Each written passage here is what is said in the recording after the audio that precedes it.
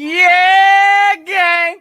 Hey, y'all know the vibes, gang. Hey, we opening up them call lines today because I need to talk to the gang. Y'all know what it is. Listen, hey, Nick Sirianni had his first press conference. Hey, we all saw the business. The man got roasted. I need to hear from the fan base. I need to hear how y'all really feel about this. Hey, this first press conference that Sirianni gave. Listen, it wasn't the best. We all know that. But again, evidently, we got some of our own fan base. We got the rival fan base, the media. Hey, everybody been roasting Nick like he did something wrong.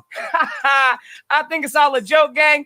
Again, I ain't judging this man off his media tactics, but we gonna talk about it because there's been a whole lot of movement this whole week, gang. So, yes, sir. Y'all already know how we doing it today. Phone line just getting open. But before we do any and all of that, yeah,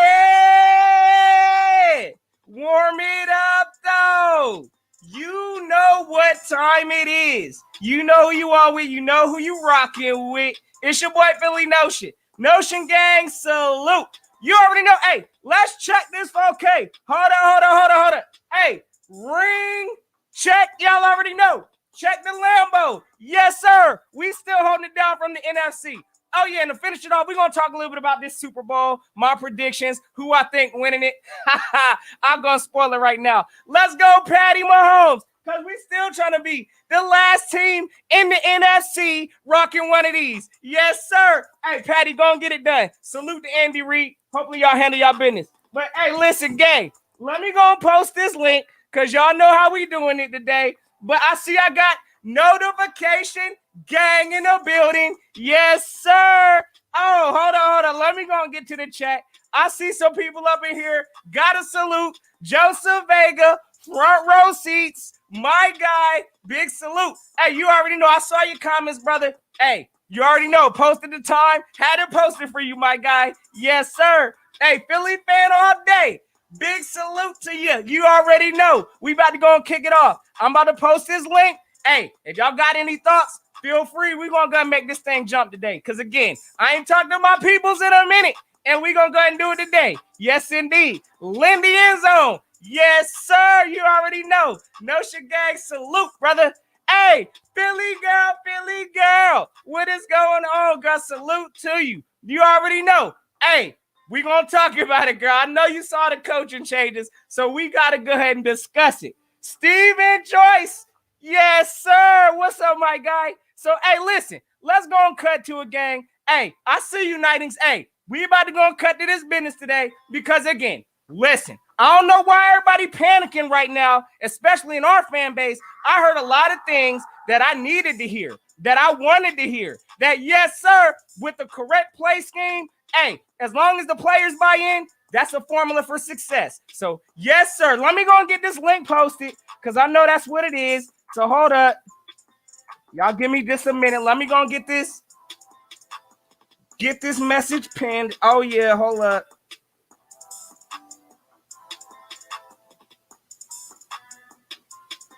All right, gang. So, the link is now officially pinned. Hey, it's at the top. Feel free. Join in. Hey, as you please. Again, I'm going to probably be going on a little rant. You already know how I do. I'm going to talk about my topics. But, of course, again, any comments y'all want to say, hey, the channel's open. So, feel free. Go and get what you got to get off, and we're going to keep it rocking. So, hey, first things first. All right, let's go and talk about, hey, Nick Sirianni in full right now. Because, again, we know he's a new head coach. What did this team expect coming from a new head coach coming with his first presser? I'm just saying, I need to understand it. So, hey, without further ado, I'm going to bring my first guest on here. And you already know, hey, youngest, going to get the express, so we're going to bring him on first. So, my guy, hey, Braden in this thing, let me go and get you right, bro. Yes, yo, what's up? I'm rocking my Jalen Hurts jersey today. Hey, it's official. My guy done brought out the Jalen on him. Big salute to you, bro. I got it for my birthday, which was couple Fridays ago, but this Nick Sirianni press conference was good, but also bad in a way, if you know what I mean. Okay, tell me how it was bad. I'm trying to understand, Braden. You gotta let me know where the bad elements in this press conference was? Let me know, my guy. So it was bad in a way because he he did like it wasn't really bad, but it was like not, I don't know, it was like somewhere in the middle. Okay, so somewhere in the middle. What did you think about that press conference? What made you feel bad about it? Or what was it within that conference that, hey, it just didn't make you feel all the way convinced So yet? I did not watch the whole conference. I watched maybe last 10 minutes of it. So Okay. I didn't get to see all of it. But I think that now looking at it, I think he kind of doesn't fit with our team. I think he doesn't, he doesn't like make it in there. Interesting. So I'm gonna counter argue that, Braden, because I am a big Jalen Hurts fan, as you know. I see that. My man got the jersey officially saluted. I ain't mad, Braden. Hey, listen, one of the things Sirianni actually came talking about was competing. What's your thoughts about competing? Like, do you think there should be a competition? Do you think Jalen Hurts should just take the shit? How do you feel about it? I mean, you already know my boy Jalen Hurts, so Jalen Hurts should take the job. He should take the job. He will be in the Hall of Fame. Mark my words. He will be in the Hall of Fame. Okay. Hey, I'm not going to argue that. I saw the talent with Jalen Hurts. I believe the ceiling's high. I think in terms of a playoff contender, I think we can be a playoff contender. It's just our team has to play right. Hey, I can't even disagree with that. And again, we've got the talent here, I believe. It's just how are we gonna scheme to that talent? So another thing Nick Sirianni talked about real quick, and I just want to know your thoughts on it also. Accountability, right? So accountability, that's a pretty big word. We all know, what accountability is. Somebody needs to, pretty much be held responsible. If you make a mistake, hopefully you get it fixed. Otherwise, we're going to make a correction. So how do you feel as far as this team being accountable moving forward? Did you see accountability last year? No, not at all. I didn't either. But I like what he said, because that means that he's willing to go forward to take somebody out if they're doing bad. Doug was like, "You're my favorite. You're pretty much my family, so we're gonna keep you in." Hey, I gotta respect it. Again, a lot of these things that Nick Sirianni talked about, I'm not gonna sit here and say that, I was rubbed the wrong way. Yes, he may have, stumbled over his words in some of the press conference. Yeah. But a lot of the things that he spoke about, this team needs. So I'm on board with a lot of things that Nick Sirianni said. Who do you think will select them draft? So that's a good one. Right now, of course, Braden, if I'm looking at draft right now, I'm looking at offense, brother. Give me Jamar Chase, Devontae Smith. Hey, we need some kind of offense explosion. That's what I want. Whether the team will do that, we got to see if Howie Roseman's drafting, Braden. Because if Howie's drafting, we might get another quarterback for the factory, my man. Hey, and then you might have to get another quarterback jersey. You might have to get another jersey. Yeah, tomorrow I'm probably gonna post a mock draft. That's why I haven't posted in a while, because I'm putting something a big mock draft, 7 rounds. Love it. Video. So yeah.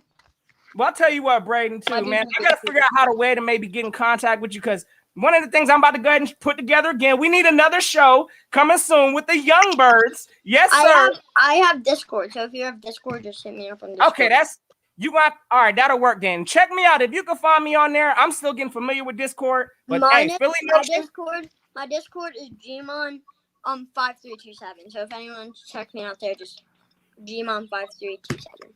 Sounds good, bro. Hey, I'm gonna look for you, Braden, because again, I'm gonna throw it together. Hey, you a young bird. We need one of the young birds on the show, so be looking out for that. Hey, last thing, I'm gonna bring some other people up in here, but I need to know from you, okay? Listen, we know Carson Wentz right now. A lot of good things ain't been said about Carson. He has to get out of here. He has to man, you ain't waste no time. He has to get out of the Milky Way galaxy.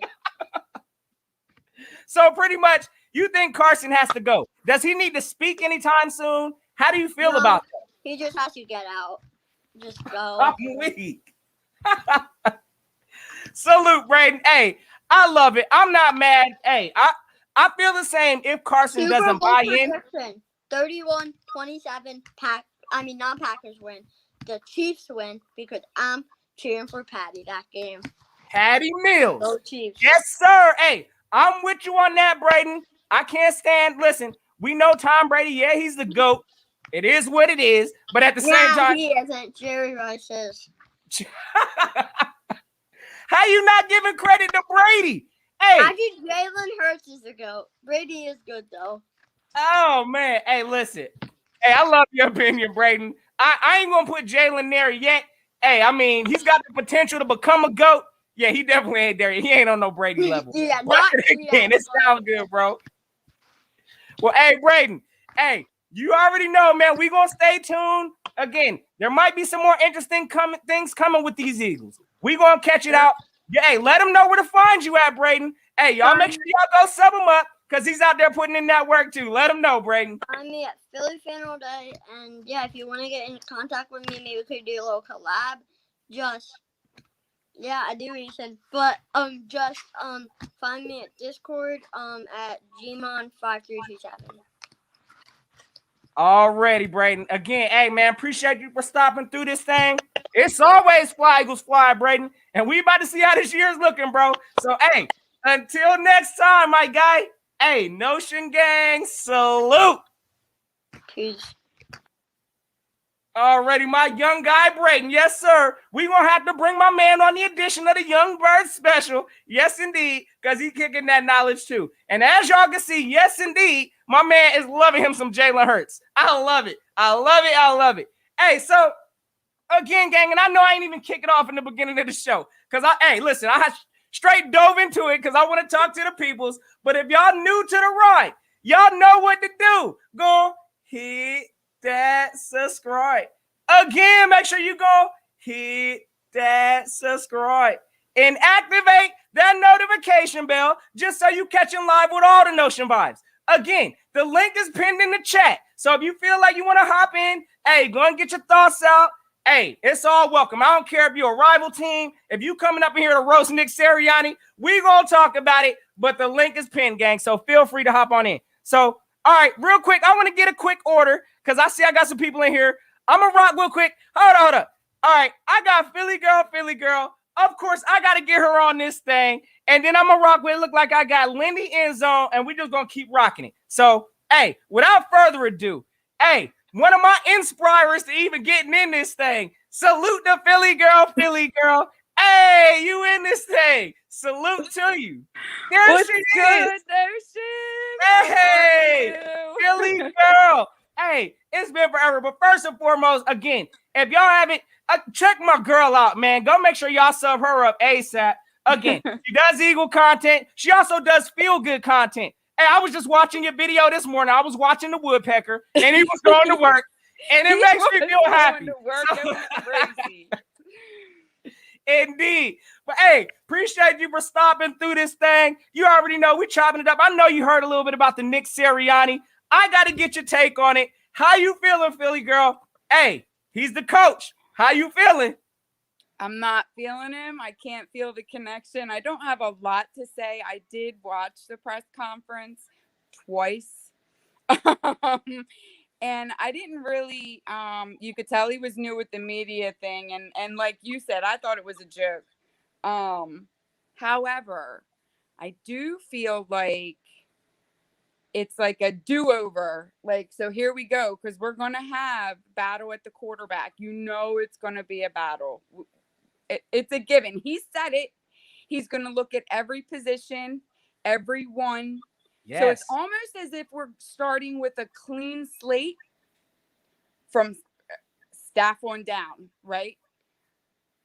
So, and if you follow my channel, you know I'm not a Wentz fan. I'm not. However, I feel like maybe there'll be a quarterback coach connection with those two. I could be wrong. I've been wrong all year. It's been bad. Hey, me and you both, Philly girl. It's all right. It's all right. But I feel like there might be a connection there. I feel like there's only going to be one season for this quarterback to prove themselves, and I'm already Wentz out. Like, I'm already out. I don't care. You said I'm Wentz out. I'm done. I'm done. I'm done. He So- said years. S. That's plural. And I it's can't been even argue years, that. plural, since we went to the Super Bowl. We had high expectations. A lot of us are like, okay, we got our one, but no, really, deep down inside, we want to see another one. You know? So Yes, indeed. So let me ask you then, do you think that Carson, I mean, we've been hearing all the rumors, all the speculation. He's not happy in Philly. Do you feel as though like Carson should be speaking to the media? Does he owe us a statement at least? I'm going to speak real quick just before you take it off. But yes, I feel like Carson, at least at this point in time, if he is going to be invested in this team, all I want to hear from Carson, hey, see y'all at training camp. Something. I just want him to make and acknowledge that either he's in or he's out. If he's out, get him up out of here. Why are we holding him hostage? So no, you don't even think he needs to speak. I don't give a rat's ass what he has to say. Nope. Walk on the field and talk on the field. I'm done with all this. I'm tired of the same crap. Him and Peterson said the same thing over and over and over. I don't care what you have to say. Show us on the field if you're going to be a part of the team or you're not. You'll show us. He'll show us. I don't care. I think it's fine that he's saying nothing. I don't think he owes us anything. I'm personally just, I don't like Wentz. I don't care. I'm not there with everyone else. I was excited to see Hurts. I liked what I saw in Hurts, so I'm excited for the shootout, if you will. Hey, I can't even argue that. And again, like the only reason why I'm really, I believe Carson should get a first crack at the competing opportunity. I don't think the position should be given to him by any means. No. You're like, no, I'm not feeling it. I get it. The only reason why I say that is because of the financial restraint. We invested a lot in him. Listen, I mean, it's a new coach. If the new coach can't fix Carson, I mean, the writing's on the wall. We saw, like you said, it's been years of this. This ain't the first year. So, look, the investment's got to get paid off at some point. And if we ain't seeing return in investment early, sorry, Carson. Hey, we got to go and see what Jalen's looking like. So, you a believer in Jalen? Let me know that. Like I said, I did like what I saw. Or should we be drafting a new quarterback at 6? No. Well, that's what I said it back then. I've said it numerous times, and I'll tell you. That should have been inkling number one. There was a problem at the quarterback when they drafted Hurts. When they did. That should have been, I don't care about this. We're a quarterback factory. No, I'm not buying your story. Something was wrong. And I'll stand by that all day and all night. But I don't want to stay on here too long. I know you have other people. But I did want to ask you. Yes. What did you think about what do you think about Deuce leaving? So that kind of touched me. I mean, I understand it and I respect it. I knew it was coming, Philly girl. It's not like I was embraced for it. We knew this was coming. Hey, listen, when this man gets denied several opportunities within his own organization, at an internal promotion, I mean, like, come on now, the writing's on the wall. He's going to try to go somewhere else to better his career. So I'm not mad at Deuce by any means. I knew it was coming. The moment they made Nick Sirianni the head coach and they didn't promote him at least to offensive coordinator, oh, yeah, it's time to go. And I don't blame Deuce one bit. I do kind of feel a way that how, I guess, what was it? During the press conference for Nick Sirianni, the owner, Jeff Lurie, he came out and kind of gave a little sorry speech for Deuce. I thought that was garbage. That part of the press conference was garbage because you should at least gave Deuce his own presser. I'm just saying. He was a very important. He didn't need to share no presser with Nick Sirianni. He should have went out there and just made his own public statement for Deuce Staley about how much he's going to be missed. So agreed, 100%. That's my opinion on it. 1,000 times over. Like I am like, nobody has anything to say about Deuce. Like what 11, 12, 13 years in. Yes. Like I mean, what? This is the same guy where we all would go, Deuce. You already know it. Okay. and you got nothing for us? Like, I feel bad for Deuce. Ideally, I'd like to see him go get some more experience, and then I'm sorry, but Sirianni fail as a coach and Deuce come back and take us to the Super Bowl and rock it all the way. Like, that would just be so great. But wishful thinking, right? Hey, we gonna see. But I'm gonna miss him, and I'm with you. Like, I can't believe there hasn't been more talk about. Like, it was just like, Yeah, Gone with the Wind type deal. Like he was Press Taylor or something. See? Yeah, yeah, exactly. Who's Press Taylor? Exactly. It's terrible. So anyway, I'm gonna go back down to your chat, and it was good talking to you. Always, Philly girl. Oh man, and as always, fly Eagles, fly. Fly Eagles, fly. Notion gang, salute. Peace. Definitely, y'all make sure y'all go check Philly girl out again. Hey, listen, she putting her thoughts out there. Sound like she can't stand Carson. Hey, listen, half the fan base right now is having problems with Carson. So again, I need to hear something from Carson eventually. It ain't got to be no long-winded statement, but all I want to hear from Carson is see y'all at training camp. I'm cool with that. At least I know he's going to be there ready to compete. But he ain't even said that yet, so we don't even know what's going on. And without him speaking, hey, we might have to draft a quarterback. That's all I'm saying. So, hey, listen, next on, I'm going to bring my guy Lindy Enzo. And then look like next I got Fly Eagles TV. And then I'm going to bring on Philly Ace 21. And then we're going to keep it going in order. We got some people backstage, gang. So, hey, everybody just be patient. I'm getting to everybody as soon as I can. And we're going to keep this thing rocking today. So, hey, Lindy Enzo. Hey, with the touchdown. Yes, sir. That's right. What's going on, bro? I haven't used that in quite some time. I'm actually, I think I'm, I think I'm getting away with that. It's a little too long. I got some different stuff going on. Actually, I invested in a video editor. So again, getting some. Are we going to work now? Yeah. Okay. Yeah. Getting the quality up there a little bit. I love it, man. Well, first and foremost, again, hey, Lindy's great content creator. Also, let him know where to find you at. And then we're going to jump into some of these topics because, hey, I need to know how you feeling about this Nick Sirianni stuff. So, hey, let him know where to find you at, my guy. No, I mean, pretty easy. Just search the channel Lindy Endzone. Same handle on Twitter. I'm on there from time to time, mostly in rants about the Dallas Mavericks and how they're doing nothing to help Luka Doncic. But that's another story. Right on, man. Well, hey, listen. We saw a whole bunch of activity this week. We know, hey, look, Nick Sirianni finally got to, go to the podium for his first time, make his first public speech. Hey, listen, I'm going to tell you right now, even being a YouTuber coming on here sometimes, I stumble over my own words. So I hope I ain't getting roasted up like this man got roasted up because, again, a lot of the things that I heard, I was on board with. But I'm interested to know, Lindy, what's your thoughts on this whole Nick Sirianni, his first presser? I mean, how you feeling about it? Well, I mean, I said the same thing in my latest video because, I mean, I stumbled on everybody stumbles at some point. It's just how good you are as far as being a public speaker. And, we're looking at a first-time head coach where, he's just getting his feet wet with this whole situation, for one.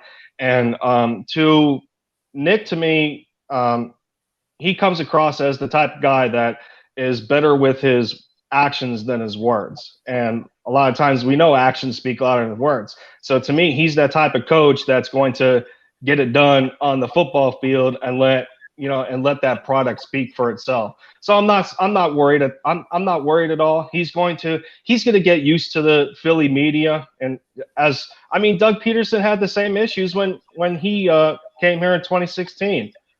He had his own, he had his introduction was kind of like, he was trying to be a little more personal with some of the media and, saying this oh gosh sort of thing and cracking some jokes here and there and whatnot. But, we got patience is a virtue. We got to give this guy a chance. And for people in this fan base to start by just busting the guy over kind of a shaky first press conference where Jeffrey Lurie kind of carried it on a little too long, and he could have had Howie Roseman backing him a little bit. And, it wasn't organized very well from that standpoint, but I'm not gonna roast him over his very first time. Not to mention he had 2 interviews. He had an interview with John Clark today, and then he had a one-on-one with Dave Spadaro before the press conference, and he was pretty comfortable with Dave, and it kind of carried over a little bit into the interview with John Clark. But like I said, he seems to be a guy that's going to he's going to show who he is as a head coach with his actions in coaching this football team, rather than being good like in between press conferences and coaching the football team. Well, I'm gonna tell you one thing, Lindy, because again, as y'all know, I'm not judging this man off his media performance. That's not what I'm looking at. But at the same time, a lot of the things that he was saying, which I'm hearing from other players also, Nick Sirianni likes to use his players to the best. I guess it's a matchup game, right? So this man likes to use his personnel to beat matchups. Something, in my opinion, we didn't see enough of last year. So I'm so excited about that. I believe with Nick Sirianni coming on board, we're going to see a lot more creativity. We're going to see a lot more, just design plays, playing the player's strengths, things that we didn't see last year. And Nick Sirianni spoke on a lot of that stuff. So, again, hey, a lot of the stuff I heard from Nick Sirianni, I'm on board with. But at the same time, I don't know what it takes to appease our fan base, but we know how to run some coaches up out of here. We know how to rip some people apart. So, again, I'm not knocking the man. I got to give him a shot also. I know, as we already heard from some people out here, they already can't stand Nick Sirianni. It is what it is. But at the same time, I'm going to give him a shot. I wish the man best. Howie, you can't knock for the past, 3 coaching hires. I mean, it's been okay. Andy Reid, hey, it was a hit. Chip Kelly? We know what it is. Doug Peterson got us the Super Bowl. So, Nick Sirianni, let's get a man a chance. That's all I'm saying. So I mean, there's a lot of good to point out at the same time. I mean, even going back to the interview that he had with John Clark today, there was a lot of different things that he pointed out that were very good to hear. He talked about the quarterback perspective, and he explained that it doesn't matter. And he explained his situation where he had the Andrew Luck retire, I think a week before the regular season started, and he had to insert Jacoby Brissett in there real quick. and it was just like brand new, and he's trying to coach up Jacoby, and he told him, he says it doesn't matter like who or what the previous quarterback was as far as skill set perspective. Like we gotta start over. Reset. So yeah, so it's like he said it was the same thing for Jacoby. It was the same thing for Phillip Rivers, and he's going to bring that same mentality, whether it's going to be Jalen Hurts or Carson Wentz. Hey, and I'm going to ask you that question right now because I'd like to know from you also. How you feeling about Carson Wentz right now? How you feeling about him not speaking right now, taking this moment of silence, for the situation? Because there's a lot of chatter going on right now with Carson Wentz. And this man ain't doing nothing to defend himself. I don't know if half of these reports are coming from his agent. I don't know. But Carson could squash some of this by giving this team, this fan base, this organization, some kind of confidence that he's at least willing to go out there and compete. And we ain't heard nothing from Carson. So how do you feel on the silent treatment that Carson's dishing right now? Well, I mean, the mystery behind the whole thing is pretty bipolar, but when you look at it, he could be taking the Deshaun Watson approach and really putting it out there that, he's going to continue to request a trade and whatever. Like, it doesn't matter who the head coach was. And hopefully I think it's David Culley, who the head coach is right now for the Houston Texans, that just got hired. And, he's hoping that he can get Deshaun to stay. And, we're at the point where it seems that no matter what, and Deshaun Watson might be out, and Carson necessarily hasn't done any of that. And, the silence may be a way of just letting the media carry what they think the narrative is.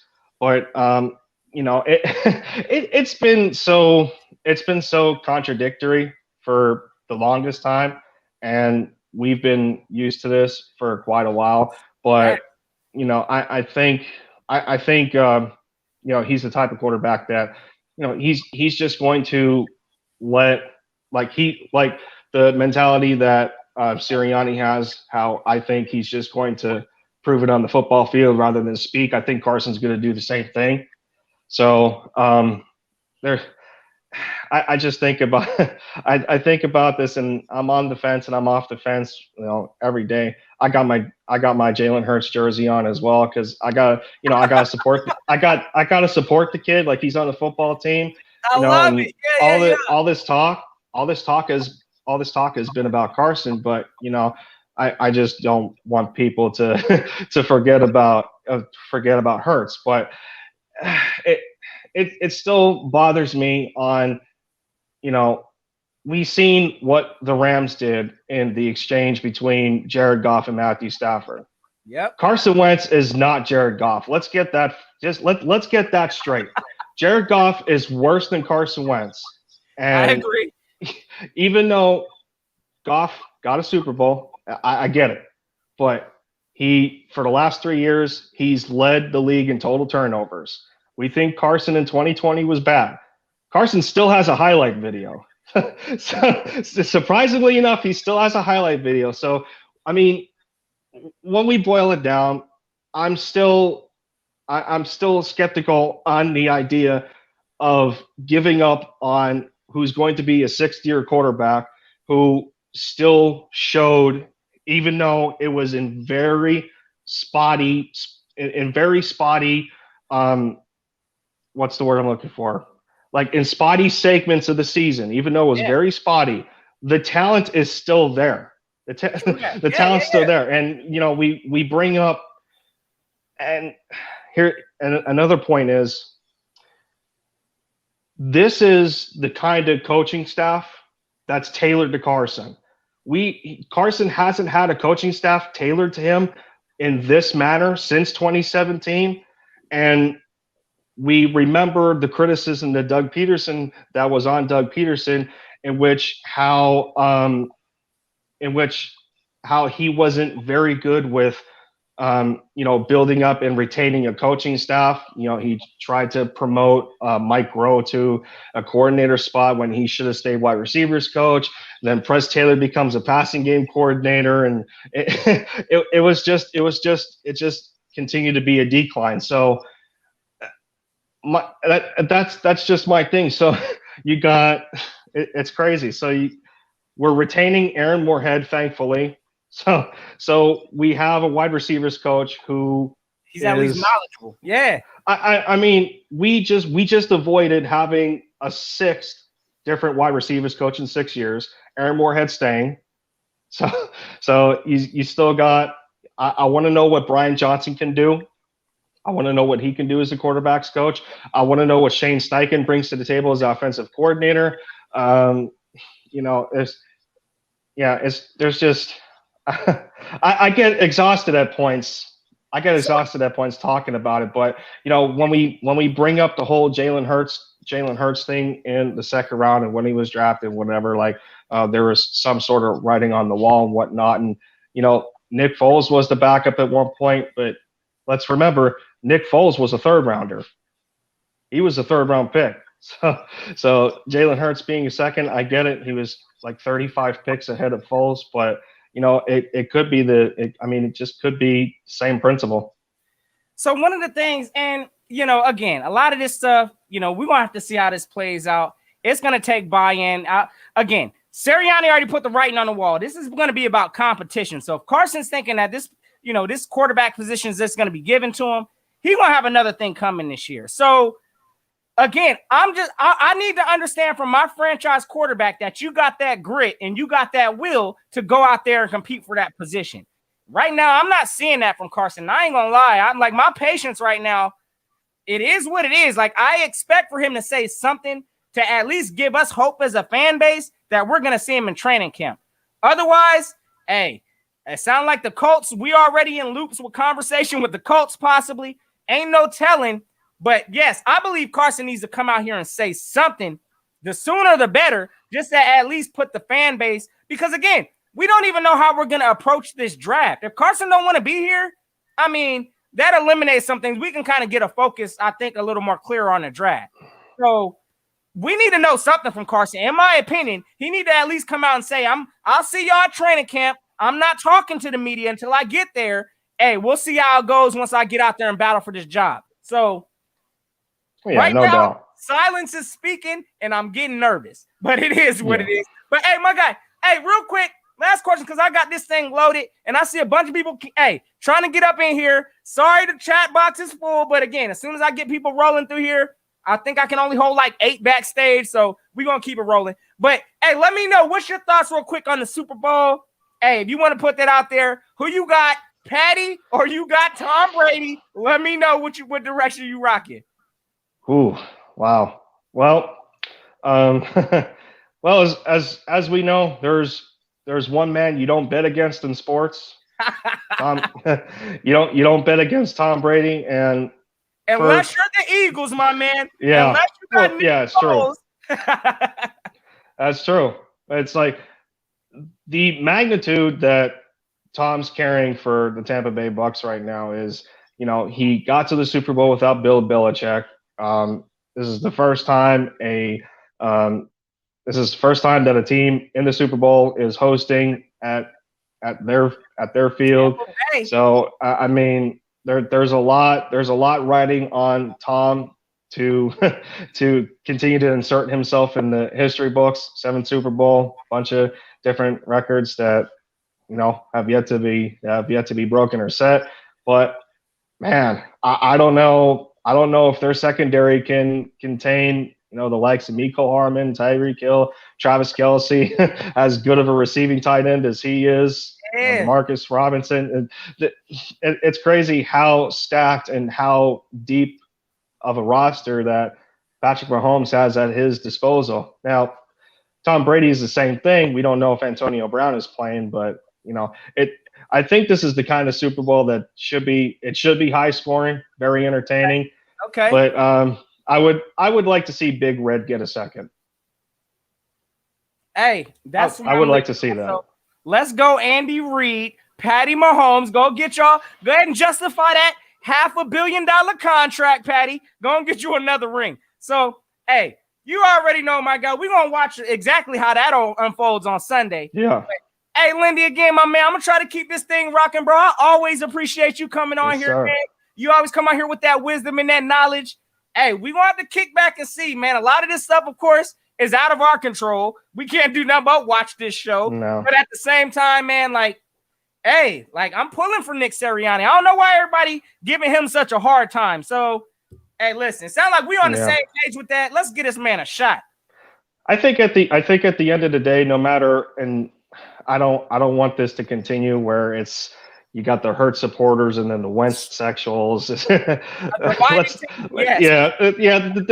The division gets a little ridiculous at times. But at the end of the day, what Sirianni is trying to do is pretty phenomenal with the development and the construction of this coaching staff on how no matter if it's Jalen Hurts or Carson Wentz, whoever's the starter, they're both going to benefit moving forward, especially on where we are from a coaching standpoint. But it's going to depend on who steps up on this roster.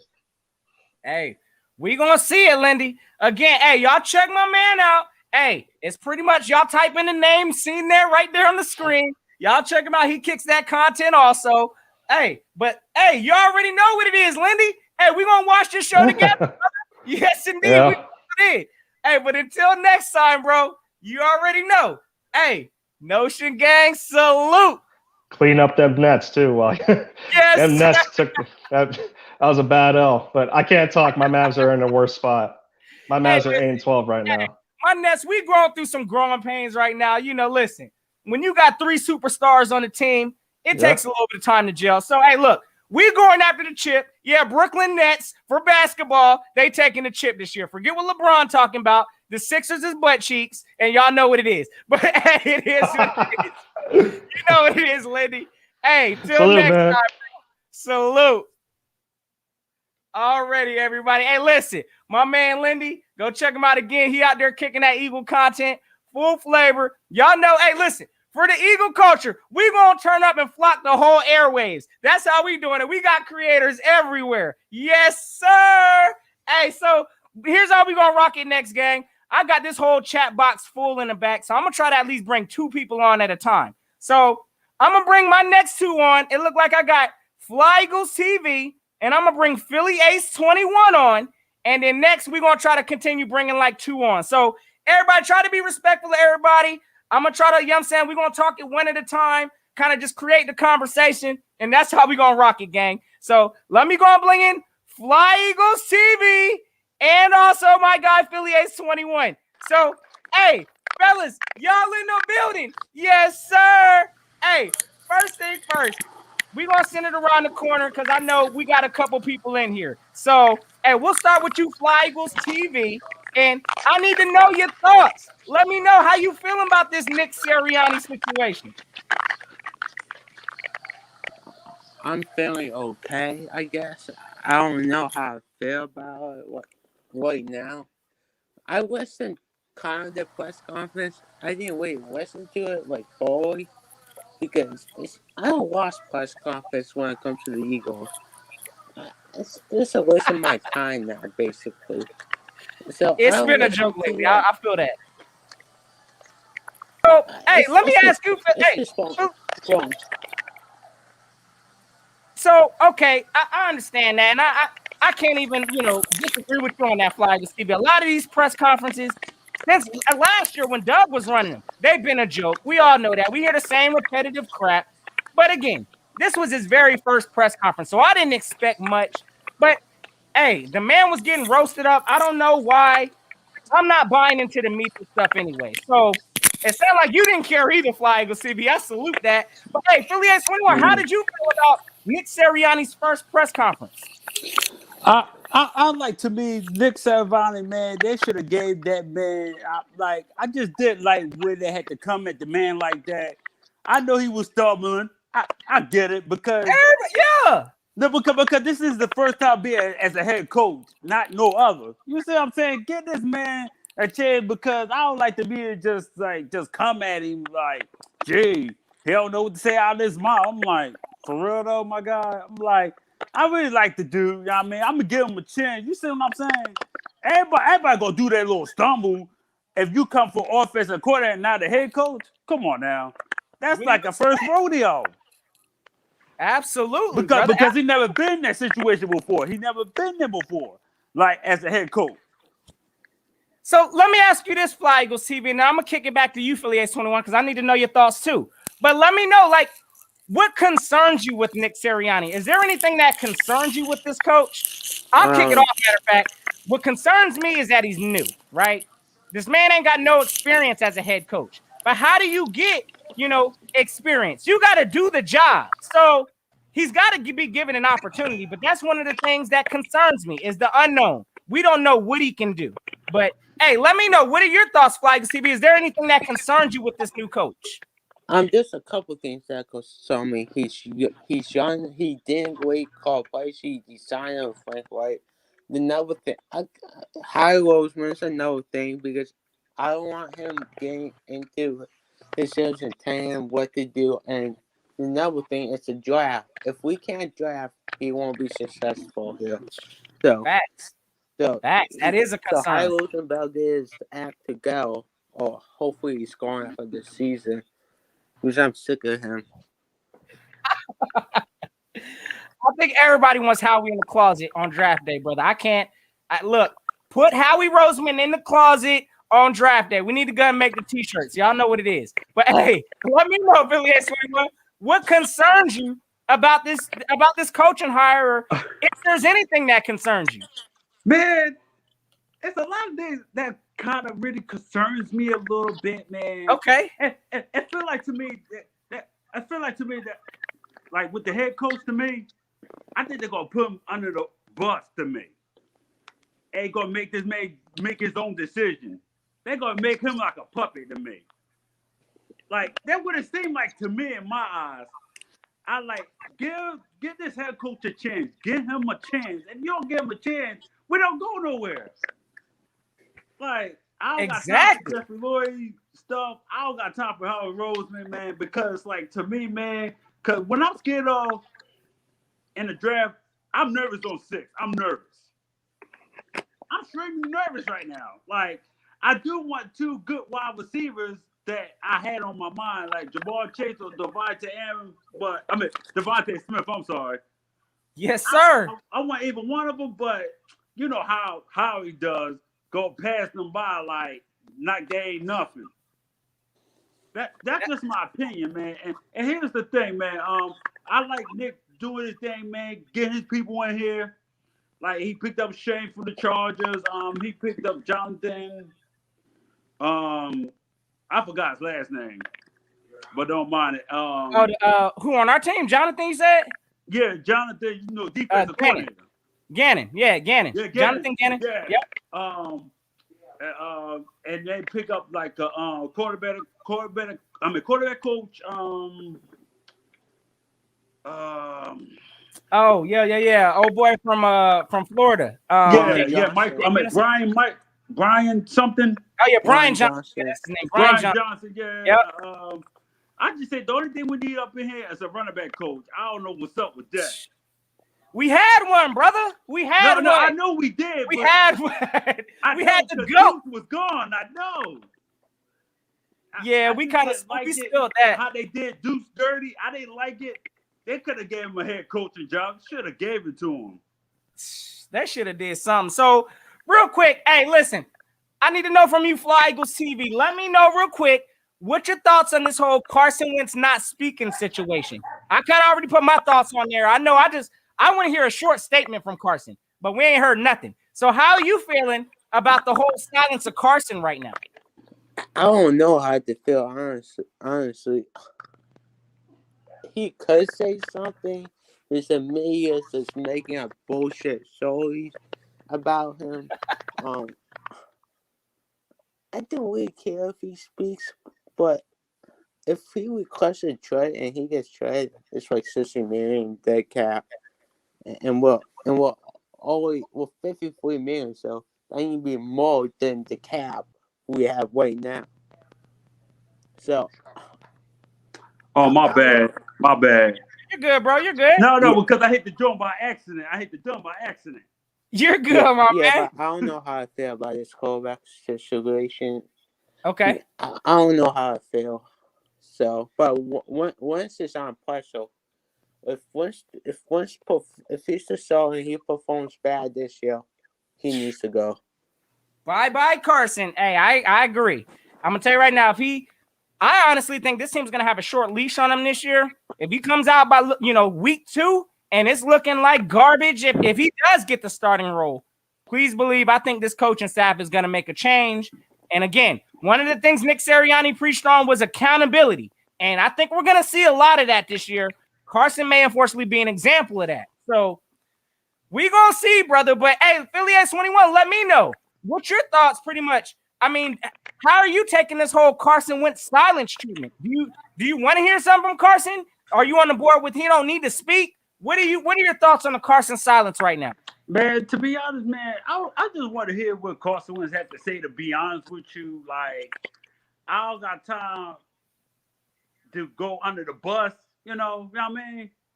Because it just seems like to me, man, like that man talking upon man and just like let him say a couple of words. You see what I'm saying? Like all I can just say, like, see me at training camp, at least that, you know what I mean? But then again, I guess they gonna try to do something for Carson Wentz. Like I probably got a funny feeling he might be on the training block to me, man. Hey, like, man, if the coach be on board like this, I'll tell you this right now, man. When we want from the coach, to be honest with you, I take a first and 2 second-round picks. A first and 2 seconds for Carson? Yeah. like it's like this. A second-round pick of this year, right? Yeah. And I had a first round next year, and the second 2023, we give you Carson Wentz and Zach Ertz, but I know the coach will want them out of their deal. You know. Hey, listen, I would hope that this management staff, if we are going to trade Carson, we need to go ahead and do it similar to how the Lions did it. Would they get like 2 first rounders, 3 first rounders? No. First, two first round, 2 first rounders, and the third round this year. So that's what I'm saying. Like, I think Carson's got more value, in my opinion, than Matt Stafford. I mean, it's just like, to me, because you know how people be talking, but like, yo, I'm looking for 3 first rounds, or maybe, you know, because if I was Howard Roseman, I would like, look, give me 2 first round and a second round pick for Carson Wentz for like 2022 and 2023, 2 first round, and I'll take and a second round pick of this year. We're gonna see how this play out, man. Again, I just want some reassurance from Carson. Either you're in or you're out. That's it. Like, let us know, are you riding with this team or are you pretty much checked out? You checked out, Carson. You know, hey, go to a different team. Hope you succeed there. But at the same time, we need to know how to structure this team. We ain't gonna start playing this game early with a new head coach where we're gonna just come up here messing up the chemistry. You know, you already mad at the start of the season. So we need to figure it out. I expect to hear something from Carson. But hey, fellas, real quick, so I can go ahead and get a couple other people up in here. Y'all let me know what your thoughts real quick. Who y'all got taking the Super Bowl? We'll start off with you, Philly Ace 21, and in Fly Eagles TV. I need to know who you got taking the Super Bowl. Look, man. I got the Chiefs, man, to be honest with you, young man. You know, because it's just like, to me, man, you ain't gonna stop Tyreek Hill, man. You're not gonna stop that dude. To me, man, if you I'm like, if they do it right, if they double him, but which that's not gonna happen. Because like they got the weapons to do it. Got Kelsey, man. And I heard the Chiefs got 2 people on COVID, I think. Yeah. We'll just wait to see what happens. I got feelings going to be like a high score game, but Okay. I'm giving my prediction. I would say 35 Chiefs and I would say 35-30. 35-30. 35-30 Chiefs. Okay, that's a pretty high scoring game. I could dig it. I hope it is a high scoring game. So me too. Hey, I'm hoping Patty gets it also. Hey, Fly Eagles TV, let me know what's your thoughts. Who you got this Sunday? Hey, Andy Reid, Patty Mahomes versus Bruce Arians and Tom Brady. Who you got, brother? I got KC winning. I just think the offense is too Ain't nobody giving Brady no love. Brady ain't getting Tom no Brady had 3 picks last game, so I just think the Chiefs have a better offense than the Packers, and it need to be a tough game for the Buccaneers because no one can stop the Chiefs these past couple of years. I just think all the linemen they had, the running backs, Le'Veon Bell, they got running backs now, and if they just have a good defense, this game they can go away with the Super Bowl. Hey, I'm in agreement, and I believe that Patty Mahomes is on a mission to justify that $500 million contract. So, yes, I believe, look, it's going to be a high-scoring game. Patty, find a way to get it done because I'm trying to remain the Eagles being the last team in the NFC to do something great. So, y'all know what it is. Y'all know who I'm putting for. Let's go, Andy Reid. Hey, but my guy, hey, Philly Ace 21, again, let them know where to check you out, bro. I know you rocking the channel too. Let them know where to find you, bro. Yo, man, you can find me on Philly Ace 21 on YouTube, y'all, man. Hit that notification bell, man. Hit that bell, and you can follow me on Twitter, man, as well, man. Ace_21, man. You can follow me on Twitter as well, man. I get on there from time to time on Twitter, a little here and there, stuff like that, man. I'm just like to say one question, man. Just one question. Absolutely. I look, man. To me in that game, man, they gave it to Tom Brady so he could be home. I was like, you know what? It's a setup. Yeah, I was like, you gotta be kidding me. At home in Tampa Bay, that never happened before. You know, Hey, I like.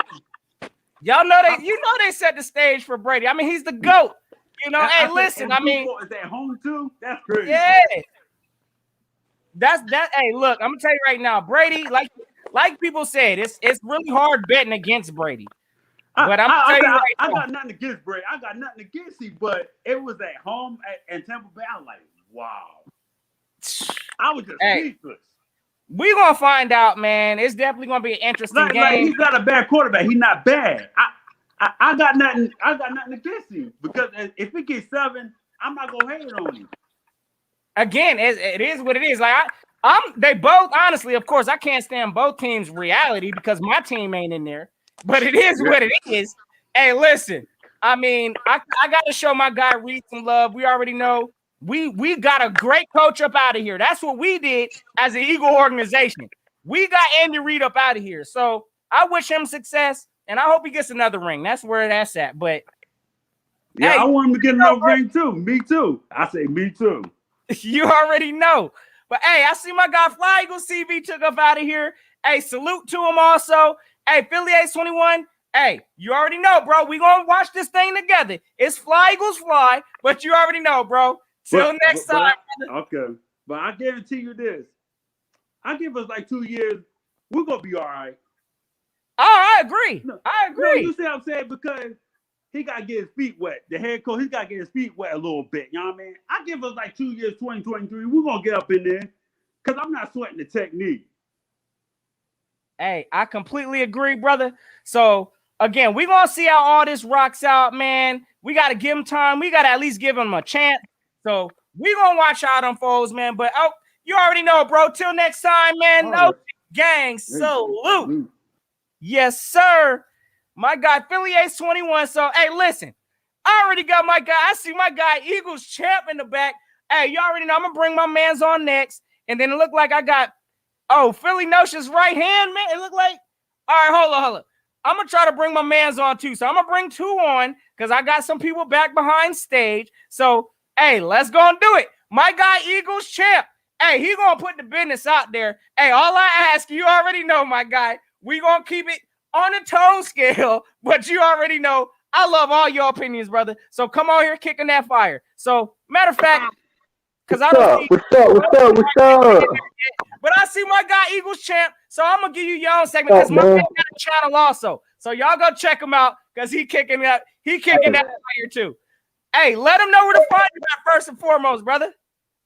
Hey, you already know it's Eagles Champ 1. Hey, shout out to my man phillynotion. Listen, man, we got a new coaching staff. I'm excited for what this team is because, everybody's talking about the Nick Sirianni situation. To me, I think he's just going to be a good coach. I like the fact that we hired a guy that's not normal Andy Reid, okay?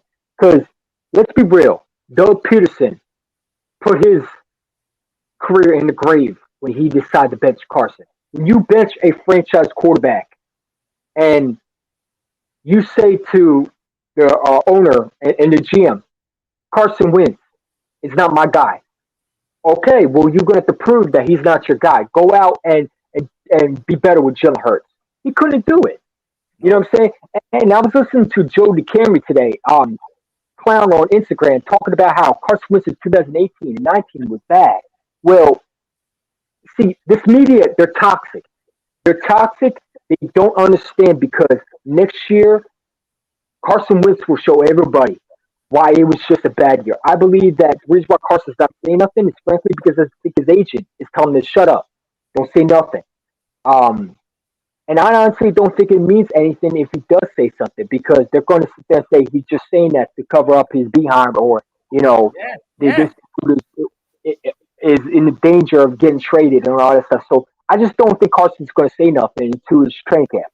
I don't think he should say anything because I don't see the Eagles training Carson. Not unless they get really good value, which I don't think. The only way you trade Carson Wentz is if you're willing to trade picks with it too. And I'm not willing to trade my picks. If Carson doesn't get the job, then he sits on the bench. And I know it's going to be hard, and I get that he's a $60 million quarterback, but You can't trade him. You can't because the rumors going around that he has the baggage comes with it. You know what I'm saying? You got Kirk Cousins on the market. You got Deshaun Watson on the market, which I think the Colts could go after Kirk Cousins. I think he could be a possibility because the Vikings are looking to trade him. So, Interesting. so the 49ers are looking to acquire Kirk Cousins, but I think the Colts are. I think they're interested. I don't think they're going to go out of the way to give the Eagles what they want because the Eagles are not going to take a third round pick for Carson. They're going to get the best value for him. So Absolutely. they're going to a lot because he's only 28 years old. So when people sit there and say Carson Wentz, well, we should just trade him. Well, it's not easy to trade him because he is. First of all, he has to want a restrictions deal. He also gets to pick the team that he wants to go. And to be honest, it's like I think the only reason why they want him to go to the Colts is because the Frank Wright's over there. If Frank Wright wasn't over there, we wouldn't be talking about the Colts. You know what I'm saying? But I just think if Carson Wentz does go, I think it really would destroy his team. And I think a lot of people don't understand how valuable Carson Wentz is to this team. You're talking about a franchise quarterback that don't grow on trees. And I think in the sixth pick, you can draft a quarterback because I don't see Jalen Hurts, to me, be ready to take that fill-in for Carson Wentz. Number one, I've not seen him throw. So I think you're actually on board with possibly drafting a quarterback. Is that you would consider that? If we trade Carson, say Carson, because there's rumors that Carson's not happy with Philly, which there's also rumors that he is. So we don't know what to believe. My belief is Carson. Carson will be here. Okay, I don't see the Eagles trading him. Okay, not unless they get the value that they want. I mean, they need the real value. I'm talking about at least 3 first-round picks, which that's not happening because Carson's not getting 3 first-round picks. Okay, for people to say that they're not getting a first-round pick for Carson. You're not going to get a second-round pick. Okay, his contract is going to be already a factor. So if you trade him, you're going to have to trade picks with him for the fact that he's got a contract. Okay, I don't think the Colts will be willing to trade for Carson because number one, because I think Frank Wright, is going to go with another quarterback. Yes, he had connection with Carson, but we just brought a new coaching staff here. So the Eagles are not training Carson. If they just brought, people say, well, Nick Sirianni hates Carson. He never said that. If you heard what he said, he says he wants competition. But people want to sit there and say because he didn't commit to Carson, which I didn't want him to commit to Carson, because once you commit to Carson, you're saying that Jalen Hurts is not the guy either. And to me, I just don't think that he should just be given the job. I think he got to earn it. You know what I'm saying? If Carson Wentz doesn't want to earn it, then see you later. Because to me, I just think that a lot of people are saying Carson Wentz is, he's a baby, he's this and that, because he won't speak to the media. Well, the media has put out stories that are not true. I mean, Joe DeCamera is literally saying he's one of the worst quarterbacks now after one bad year. He's sitting there saying 2018, 19, he has had a good year.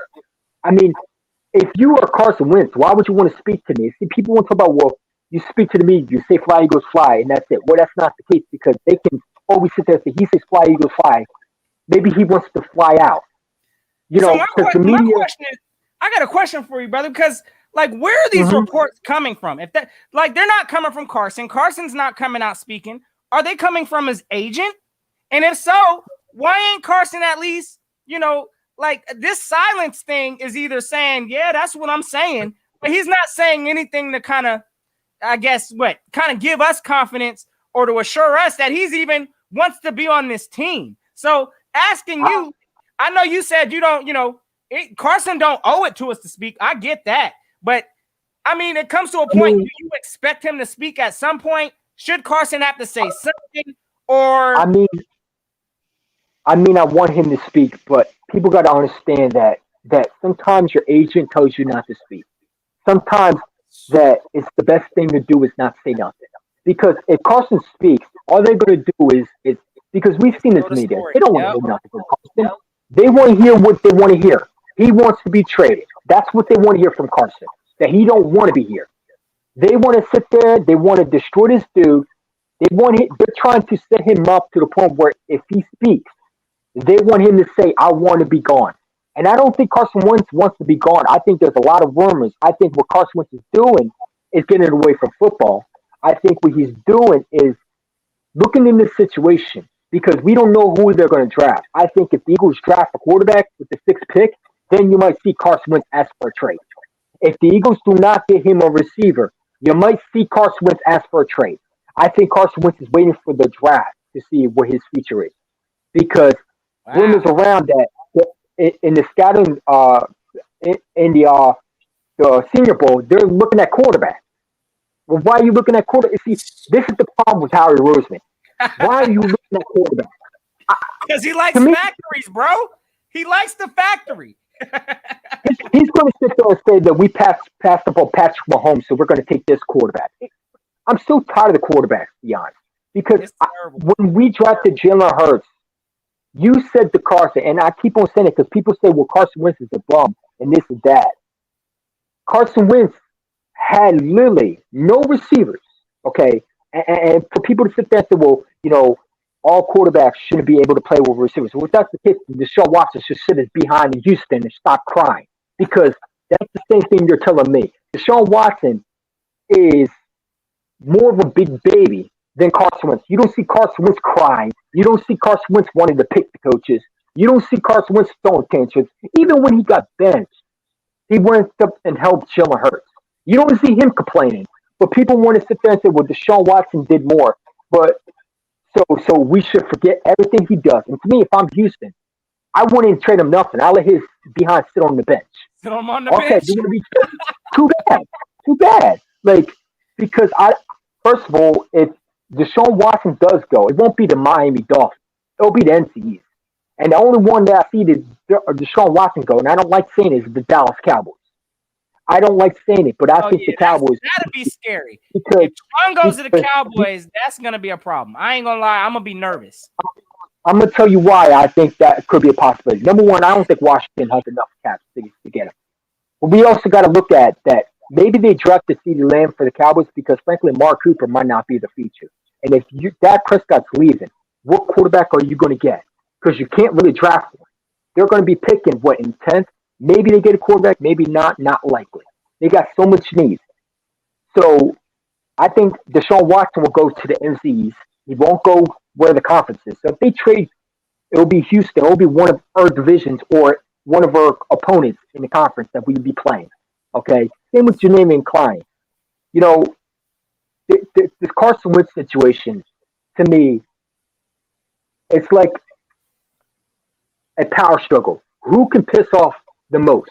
You know what I'm saying? The media is trying to piss off Carson Wentz, but the real problem is the media's already getting pissed off because Carson Wentz won't talk to them. So Carson Wentz is making the media dance because the media, to me, wants Carson Wentz to say, I want to be traded. I don't want to be here in Philly. Yeah. What is this? Albert Breer is saying that Carson Wentz is not happy. Well, if he's not happy, then why is he here?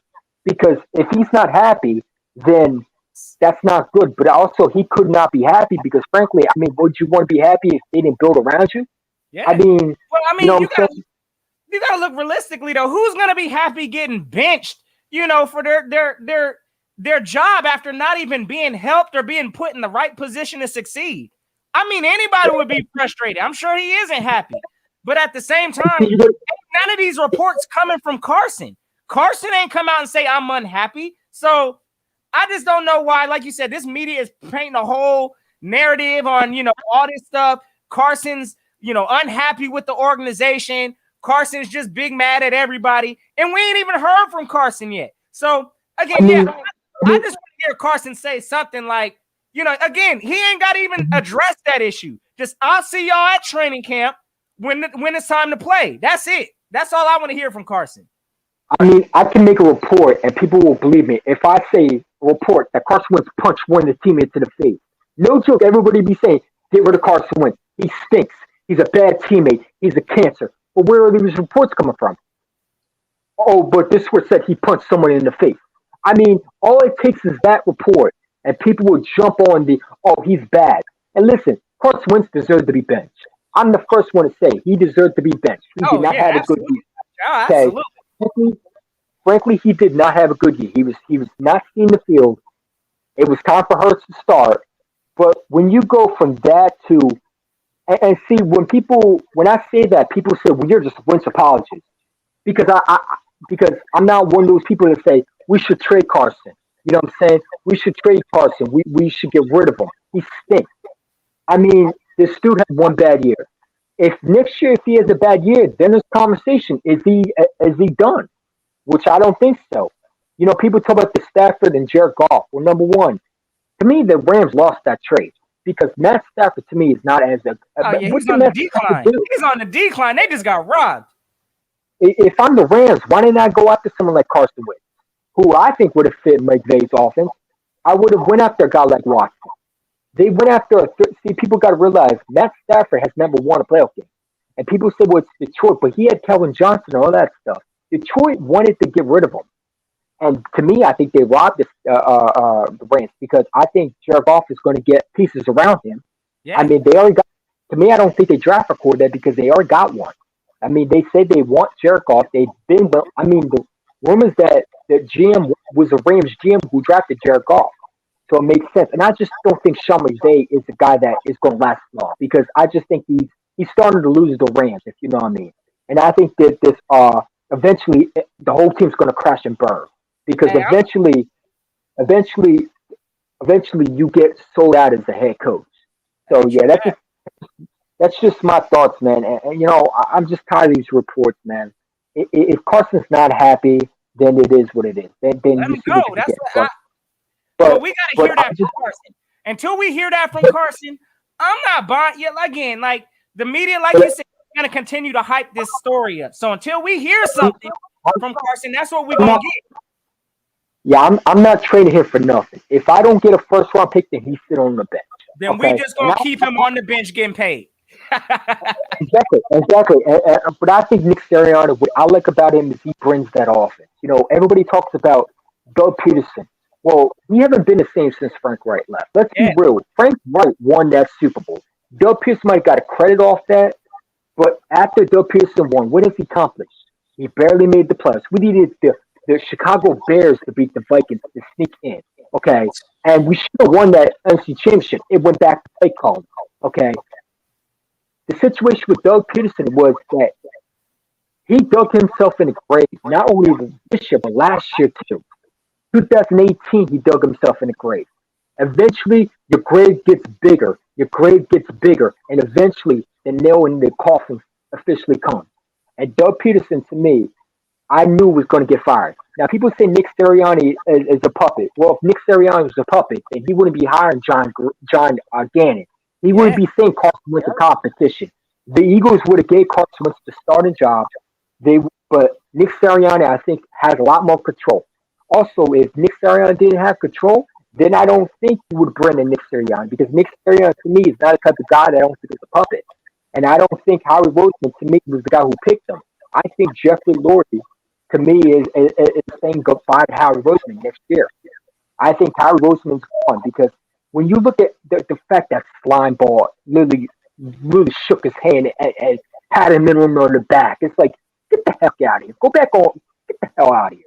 I was hoping for that coach to sit there and tell Howie, can you get off me? Like get out of my face. Like, I know about you. Like when that slime ball, that greasy nerd doofus / teacher's pet, that evil weasel. Okay, because I hate Howie with a passion. I hope that someone literally by draft day just locks him in the basement with no phones, nothing around him. Like I said, because I swear to God, we take a quarterback. I hope Carson asks for a trade. I hope Miles Sanders asks for a trade. I hope fan base is taking a. I think a lot of people are going to be taking a trip out to the link if we for somehow, hey, look, make a selection for a number 6 quarterback. The only number 6 quarterback. The only time we better take a quarterback at number 6, Trevor Lawrence better be there. I can potentially justify even that. Absolutely. I don't want it. But I believe if Trevor Lawrence is there at 6, Howie's going to go ahead and pull the trigger on that. I already know that. Oh, yeah. But I'm going to tell you right now, I don't want another quarterback, at least until past maybe the 5th, 6th round, we can maybe look at something like that. But it better not be early draft pick on no quarterback. Yeah, I was looking at prospects, and I I see all these potentials. You know, everybody talks about Devontae Smith. Let's be real. Devontae Smith's going to Miami. We could talk about mock drafts. We could talk about the Jamar Chase will be at number 6. And if the Eagles do not take him, I don't think Carson Wentz will stay here. I think Carson Wentz will ask for a trade. I think Carson Wentz is waiting for what they do in the draft. That's why I don't think he said anything. Because it took from a while. Remember, it took Deshaun Watson for a while to eventually ask for a trade because they didn't build around him. Okay. Now, Deshaun Watson had Hopkins. Okay. But, you know, we won't discuss that because anytime you bring Deshaun Watson to Carson Wentz, you want to talk about things. You know, even though Carson Wentz had a bad head coach. I mean, Doug Peterson's not a great head coach. Never thought he was a good head coach. I mean, the fact that I put him over McVay, I should slap myself in the face for that because that was idiotic for me to say that. You know what I'm saying? But, you know, if Jamar Chase is not the dude that is drafted, and we take a tight end who I'm okay with Pitts, but he has to be off the board. If Jamar Chase goes to the Bengals, okay, I'm okay with Pitts. But Surtain better be off that board. Parsons better be off that board. Okay, because, like, the Philadelphia Eagles need a receiver. They don't have number one. And I'm tired of people sitting there telling me that, well, we didn't win a Super Bowl with weak receivers. We also didn't have a bad defense, something we clearly have. We also didn't have, we also didn't have a front four that wasn't getting pressure. We had front four that was getting pressure. We had linebackers. We don't have that. Okay, and in this league, have to be able to score. Defense wins championships, but if you can't score, and to me, I don't see when you look at the roster, unless they bring Travis Fulgham, which I seriously doubt it. Jalen Rager's not a number one. And as much as people say, "Well, give him a chance," he's just his rookie. Jalen Rager is not a number one. The fact that the Eagles need to look at this and say, if Jamar Chase is on that board, we passed up on Justin Jefferson. The fact that it still bothers me that J.J. Arcega-Whiteside was the pick. Because I said it during the draft day, and people keep on telling me, well, J.J. Arcega-Whiteside has better route running. He can't run routes. Who's the seeding right now?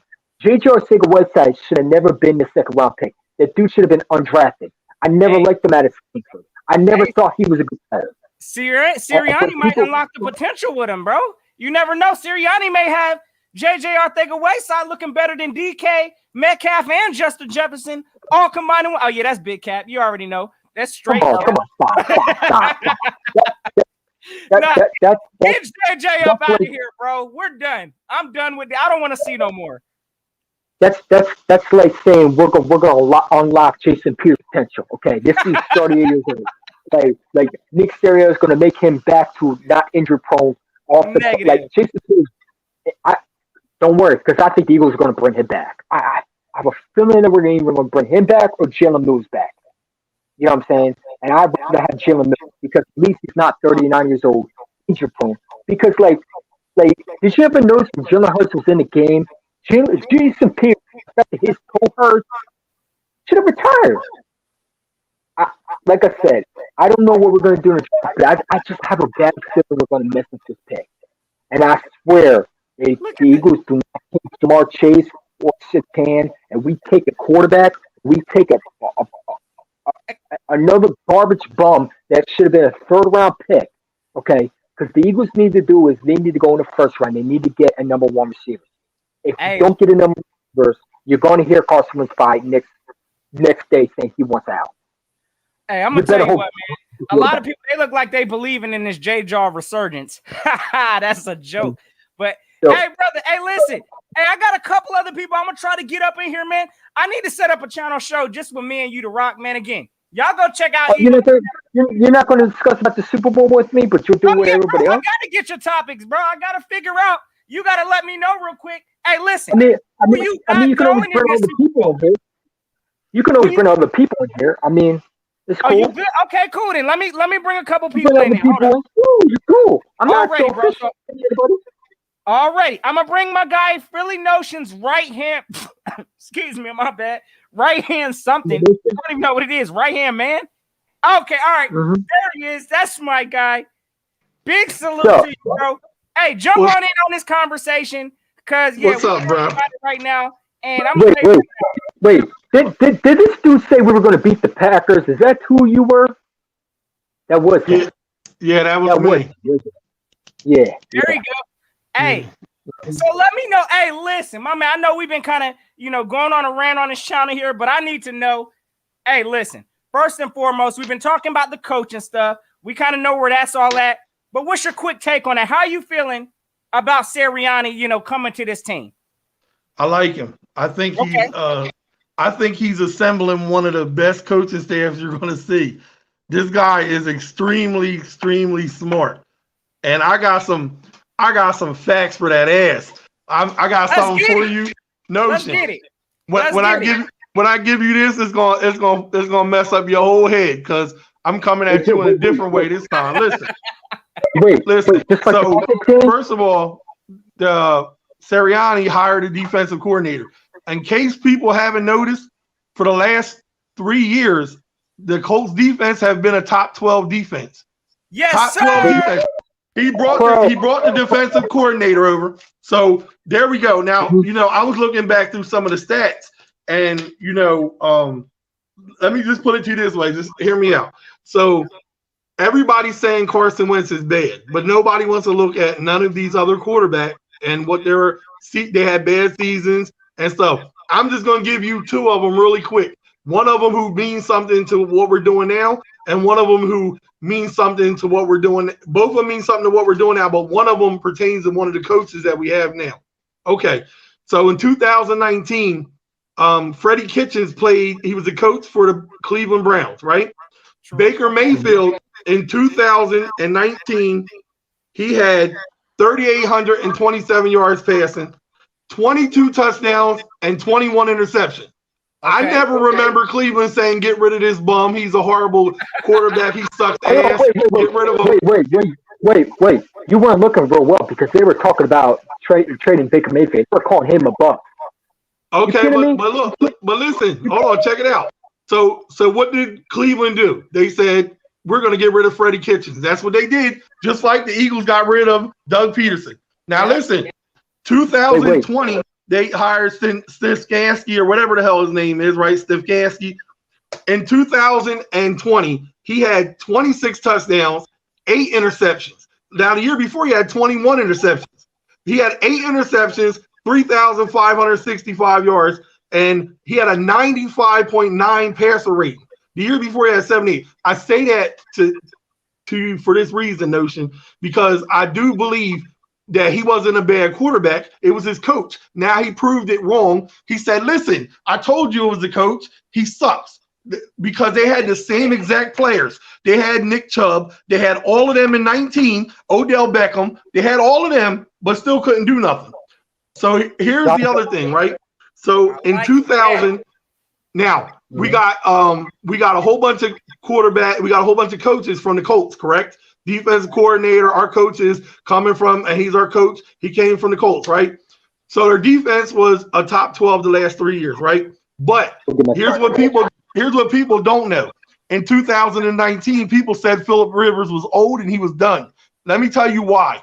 In 2019, he had a passer rating of 88.5, which was good. He threw for 4,615 yards, but he also threw 23 touchdowns and 20 interceptions.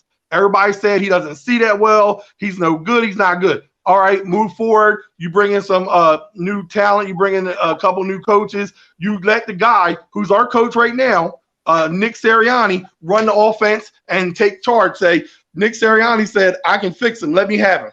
Bring him in here. Because in 2019, he was playing for the Chargers. So they move him to the Colts. He says, Frank, bring him here. I can fix him. Trust me, I got you. Right? Nick Sirianni did this because he was the offensive coordinator and the quarterback's coach, if you go look. Right? So in 2020, this man threw 4,169 yards, but he only threw 8 interceptions, 24 touchdowns, 11 interceptions.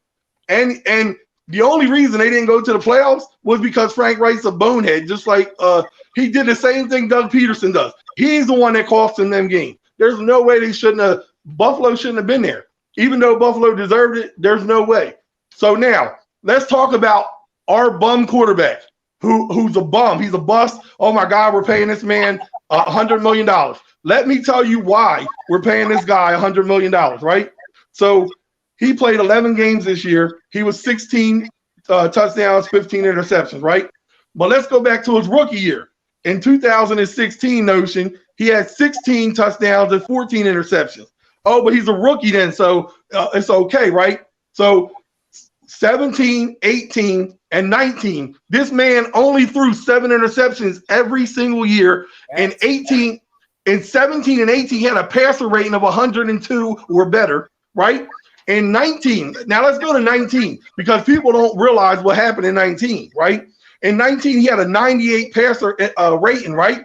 He threw 5,000 yards and not had no 500-yard receiver. Not one 500-yard receiver. None. Meanwhile, you got Dallas with Dak Prescott who threw 4,200 yards and 30-some touchdowns, right? But he had 2,000-yard receivers and a 1,200-yard running back. We didn't have none of that. We didn't have a running back hit 1,000 yards either. Miles Sanders only played 8 games, remember? So no shit.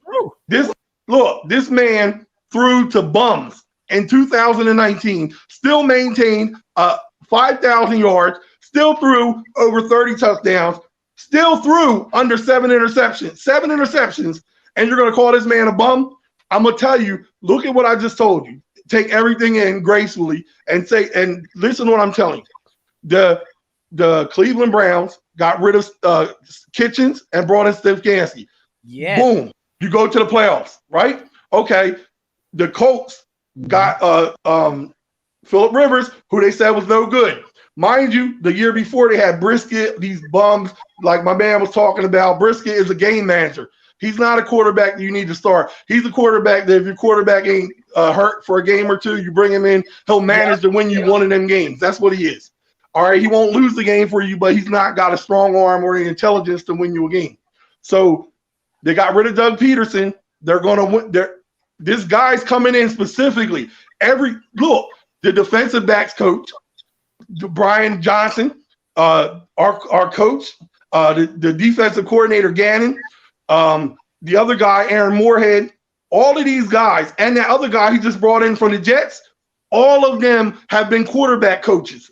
All of them in college, all of them been Listen, this Nick Stefanski, Nick Sirianni is saying, listen, I don't give a damn. If I can't fix him, Gannon's going to fix him. If Gannon can't fix him, then this guy's going to fix him. We're gonna all study this tape at home on our own. We're all going to come together, and everybody's going to tell me what they see is wrong with this man, because there's no way you go from throwing 7 interceptions 3 years in a row to throwing 15 interceptions, and now you ain't no good. The Eagles are not getting rid of him, not because he owes $100 million.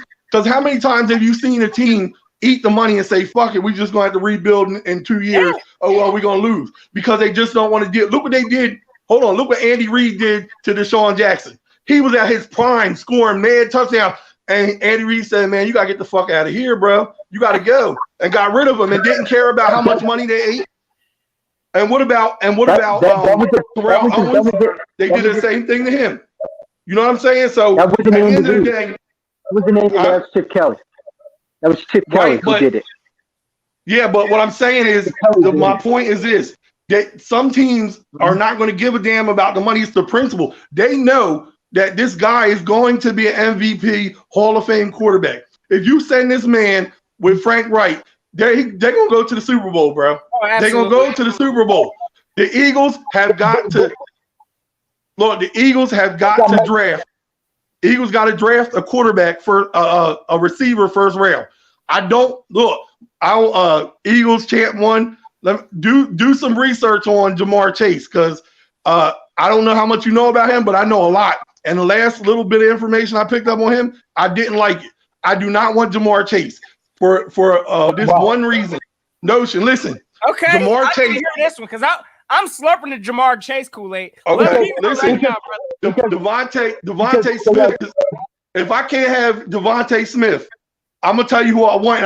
I hope the Eagles take this person instead, because this is who I really want. Right? Listen, because Devontae Smith kind of reminds me of Marvin Harrison, but he also reminds me of Deshaun Jackson. I don't want nobody that's going to keep getting hurt. They don't get hurt in college because they're not being hit by these big guys that in the NFL. You get your weight up in the NFL. You get more muscle. You hitting harder in the NFL than you hitting in college, and he's little.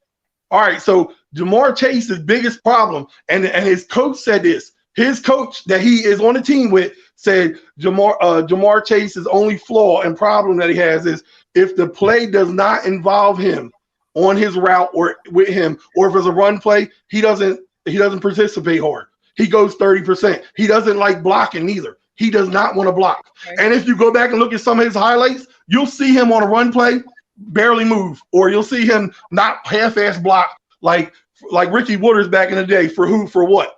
I don't want nobody that don't like the block. And his coach said this, and you can see it in his highlights. So listen to me. Hey, Eagles champ 1, listen to this. I'm about to give you something for that ass, right? Listen to this. Notion. You know the tight end picks, right? Yeah. Notion, all right. So listen to me. The tight end picks is who I want the Eagles to draft, but I want them to draft him as a wide receiver. Listen, this man is 6'6". At 6 though, at number 6. Yeah, right. Listen to me. Let me tell you why. I'm about to get. I got something for your ass today, bro. Got you. Listen, this man is 6'6", 240 pounds. He runs a 4.4. Listen, he has been on the Gators team. He's been in a slot. He's been at the X. He's been at the Y. He loves playing outside. He loves playing outside. Listen. So here's the problem. You get these undersized cornerbacks. They can't guard him because he's too tall and he's fast. Now you get these guys, okay, who are fast, but they can't keep up with him because he's 240. He's a big guy, 6'6". He's a big target. He's got long arms. This is the guy you need to draft and put him at wide receiver. And I'm telling you, go watch highlights on him. He's unguardable. And then the guys that are like big, they're not going to be able to keep up with him because he's fast. So these cornerbacks that are like a Alshon Jeffrey, but are a cornerback, and they're not that fast. They run like a 4.9 or 5, and they can cover you because they're 6 something. They're not going to cover him. He's 4.4. He's fast. His biggest asset is that he gets off the line really fast. Yeah, I'm gonna check this. Where did he run? Because I see some questions. And hey, bro, I'm gonna tell you right now, my man, you need to go start the channel if you ain't got one already, because you out here kicking flamethrowers, bro. I'm just yes, sir. Here's my thing. I would agree with you about the Jamar Chase, except one thing. I don't want to be able to say, okay, so the rumors that he doesn't do good with this, but if we pass up on him, someone gets him, and he turns out to be a monster, then we're going to look at because this is what happened with DK Metcalf too. You got to understand, this is what happened. We looked at DK and we say he can't run routes. He can't do this. He's killing us right now. So Jamar Chase, you have to take him. I'm sorry, you got to take him because to me, I like Kyle Pitts, but I don't want another tight end. I don't want another tight end. I think Jamar Chase. Why you don't like Devontae Smith over him? Why don't you like Devontae Smith over him? Devontae Smith's going to go by three. He's gone. I'm going to give you Smith will be going to Miami. Devontae Smith, I still think he needs to grow into his frame. I think he's he's smaller than Jamar Chase. I'm still nervous. Like you were saying, just the NFL getting hit in the NFL, it's a different type of getting hit. So, but I think he's going to be Devontae Smith is going to be good, right? But he's not a good fit for us. Listen, both of y'all, I'm telling both of y'all, listen. When you get off the phone, go look up Kyle Pitts' look up his highlights. I'm telling you, when you look up his highlights, Notion, and you start looking at what I was saying, you're going to say, holy shit, this is the diamond in the rough that we need, because they can get rid of, this is what I'm going to tell you the Eagles should do. They get rid of Zach Ertz, trade him, right? You keep Dallas Goedert. Now you draft Kyle Pitts, right? Who can play tight end. So when you do the 12-man formations, he can come in. You let Deshaun Jackson go and you keep Marquise Goodwin. And the reason I'm telling you Marquise Goodwin is because he don't have no tread on his tires. He had a whole year off the train to get stronger. I'm telling you, he's going to come back and play good. Whoever gets him, if we let him go, it's over with. He's going to get probably 13, 14 touchdowns this year. He's energized. He got time to spend with his family. He got time to reflect. So if he comes back, he's coming back to play. He's not coming back to talk about football. He coming back to play. So Goodwin suffered the same things though him, that right? Deshaun did, bro. Injury. But here's the thing. What happens if Jamar Chase turns out to be a monster? We pass up on him. I would agree with you, but I can't take a risk on that, dude, man. If you say you guys take a you talking really low. That's a nice plan. I like the idea of that. Honestly, I mean, that's thinking outside the box, but we're talking about pretty much changing Kyle Pitts' whole position. I mean, honestly, look, we're probably going to need a tight end also. Again, I'm not if we get Kyle Pitts, I'm for that. But I'm looking at the value at number 6. Maybe if we trade back. Notion. Hold up. Kyle Pitts has been playing on the outside a lot. Look at his games. Look at his height. He's not just a tight end. But he also had Kadarius Toney too. He also had Kadarius Toney, who I would take over Kyle Pitts. Why are you talking so low? I can't hear you. Huh? Yeah, I think the volume's a little low, bro. The volume's really low. It went real low for no reason. Can you hear me now? It's really low. Yes, it's a little low. Notion, you too. Oh, my volume's low too? I can hear you loud. Yeah, hey, Notion, look. All I'm saying is this man has played every single position on a wide receiver thing. The only reason they made him a tight end is because they had faster and smaller wide receivers, and they needed him to be a tight end to help block. But he has been playing outside, inside, upside down, left and right. The people said that he's going to be one of the steals of the draft besides Micah Parsons. I don't want to go defense because I feel like we can get somebody in the free agency that makes up for, what we're doing, or we could draft a cornerback in the second round.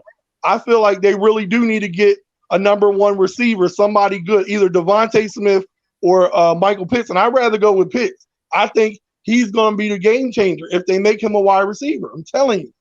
I seen his highlights. I'm sold. There's no doubt about it, bro. Sometimes you got to be, in order to be successful, you got to go with the unpopular thinking, right? So I ain't heard that one yet, bro. I'm going to salute you right now. I'm hearing it first and foremost right now. So I salute you on that because I ain't thinking about changing Kyle Pitts to no wide receiver. But please believe I'm about to go watch the tape on him. I'm going to have some videos dropping on who I would expect the Eagles to draft. But Kyle Pitts, hey, when you look at his highlights, you know how you get hyped by hit that, subscribe. You're gonna be like, oh, you're gonna be hyped as hell because you're gonna see what I see. You're gonna see it. Like, the man is a fucking freak of nature, yo. He's off the hook, man. I'm telling you. Like, you're gonna see. And I was doing, because everybody's talking about Zach Ertz leaving, and we're gonna get a tight end. And then I was like, well, he's 6'6" and runs a 4.4. Why can't he play wide receiver? So then I kept watching more, doing some more study, and I'm like, it said he'd rather play outside than be a tight end. That's what he said out his own mouth. He said because he's almost unguardable. He's so big, his frame is so big that when he goes up, he turns around, you ain't getting the ball. He got long arms. Yeah. The Eagles need to do something crazy, and that's something crazy, and that's something that. And other thing I want to say to you is, remember in 2017 how he came back in and he got all these free agents and they hit gold and they went to the Super Bowl, right? Well, how he rebooted. This is going to be 2017 all over again. He's going to hit these picks in the draft. He's going to somehow come up with money to get people in the free agency. I'm telling you, he's going to do it again. He's going to do it again. He's going to hit. He's going to, because he don't want to lose his job. So absolutely not. Yeah. He went to Jeffrey Lurie. He said, listen, nobody wants this job. I can fix the salary cap. Let me just do this. Just leave me alone. I got this. Then he went home. He probably got something from his wife. She probably told him, I'm leaving you if you get fired because you ain't going to have no money. And then he just, I'm telling you, he got rid of Doug Peterson because Doug Peterson wasn't seeing what he was seeing. And Carson Wentz probably said he doesn't like Doug Peterson. He won't let him run his own plays. I think in 2017 that Frank Wright let Carson Wentz do his own plays. I think that's why Carson Wentz likes Frank Wright so much, because he probably went to the sideline like, listen, the next 6 plays, this is what I want to do. And Frank was like, go ahead if you know what you're doing. Doug Peterson probably like, no, I'm the signal caller. I'm doing this. You're going to do this. And that's why it was so much friction between them. But, at the end of the day, I think from the beginning that Doug was a bad hire. I think Frank Reich is the one that won that Super Bowl for us. Besides Howie, it was Frank Reich and Howie. Howie did everything right by bringing in the right people, and Frank Reich was the one that did. I'm telling you, man. I don't think he's gonna be good no matter where he goes. They aligned right, brother, because again, like as much as we could say it was heavily influenced by Frank Reich, Howie Roseman, I from the way he drafted and kind of picked us up some free agents. And then Doug Peterson, I think he just coached better. I don't know. Like, I don't know what happened with his coaching process, from us winning that Super Bowl, to where we are now. But they started taking power away from him. Yeah. And he got mad. He was like a little baby in the corner crying. Listen, at the end of the day, Carson Wentz is his own worst enemy. Let me, I don't know how old you are, but you look like you in your 30s like me. Yeah, so let me throw something else at you that's about to throw you off a little bit, right? Do you remember, and I say Carson Wentz is his own worst enemy for a reason. If he fails and doesn't get better, it's not because the coaches around him didn't help him. Because you got 5 different quarterback coaches, one of them who fixed a quarterback that was old as hell and said he couldn't be fixed and he was done, and still made him have a very productive year, right? So do you remember Jeff George, who used to play for Atlanta? You remember him? Refresh my memory. What's his name? His name is Jeff George. Jeff George. It's not ringing a bell. What position? Wow, listen. Jeff George by far had more talent than any quarterback you're looking at. He was better than Tom Brady, bro. Listen, this dude could throw 90 yards. If you gotta go, I don't believe you don't know who he is because he was around when Dad was around, Randall Cunningham was around. Okay, all right. So listen, was it back with the Cunningham days? I think it was like right after that, like around like when McNabb. I think he was still there, like Mark Ripken. I know he was around with Mark Ripken and stuff. Okay, I got you. But listen, the problem with him is he started doing real good, and Atlanta was going like really good, and something was wrong with him. He was a head case. He was in his head, like Carson Wentz is in his head. Like they called him uncoachable. He was always had an attitude. If you watch it, and then they sent him somewhere else and tried to fix him, and they couldn't because it was him. And they sent him somewhere else to Washington, and they couldn't fix him neither. Daniel Snyder's like, oh, I got him. I'm going to fix him. And they couldn't. He was just in his head too much. But he had so much talent. The guy could throw. Like, he was accurate, and he would throw. He was better than Brett Favre as far as I'm concerned. The difference between him and Brett Favre wasn't in his head. This man would throw an interception, his whole game would be fucked up. Like, he would struggle to get back on board. Like, you know what I mean? Even the coach would be like, oh, it's okay. It's not okay to him. And then he would say after the game on the press conferences, yeah, I let that get to me too much. I got to stop doing that. You know how Carson Wentz says, oh, I got to do this better. Oh, I got to do this better. Next game, he does the same damn thing over again. But, just one more thing before, so I can let other people let in. Oh, yeah, bro. First and foremost, again, brother, listen, you coming up here kicking straight facts, straight knowledge, bro. Hey, listen, really, if you haven't started already, you definitely need to start considering getting your own channel, brother, because you getting a good reception right now. But hey, man, bro. So Nick Sirianni, there's a couple coaches, Pat LaFleur, for Green Bay. He stumbled over like 2 minutes of his press conference the first time.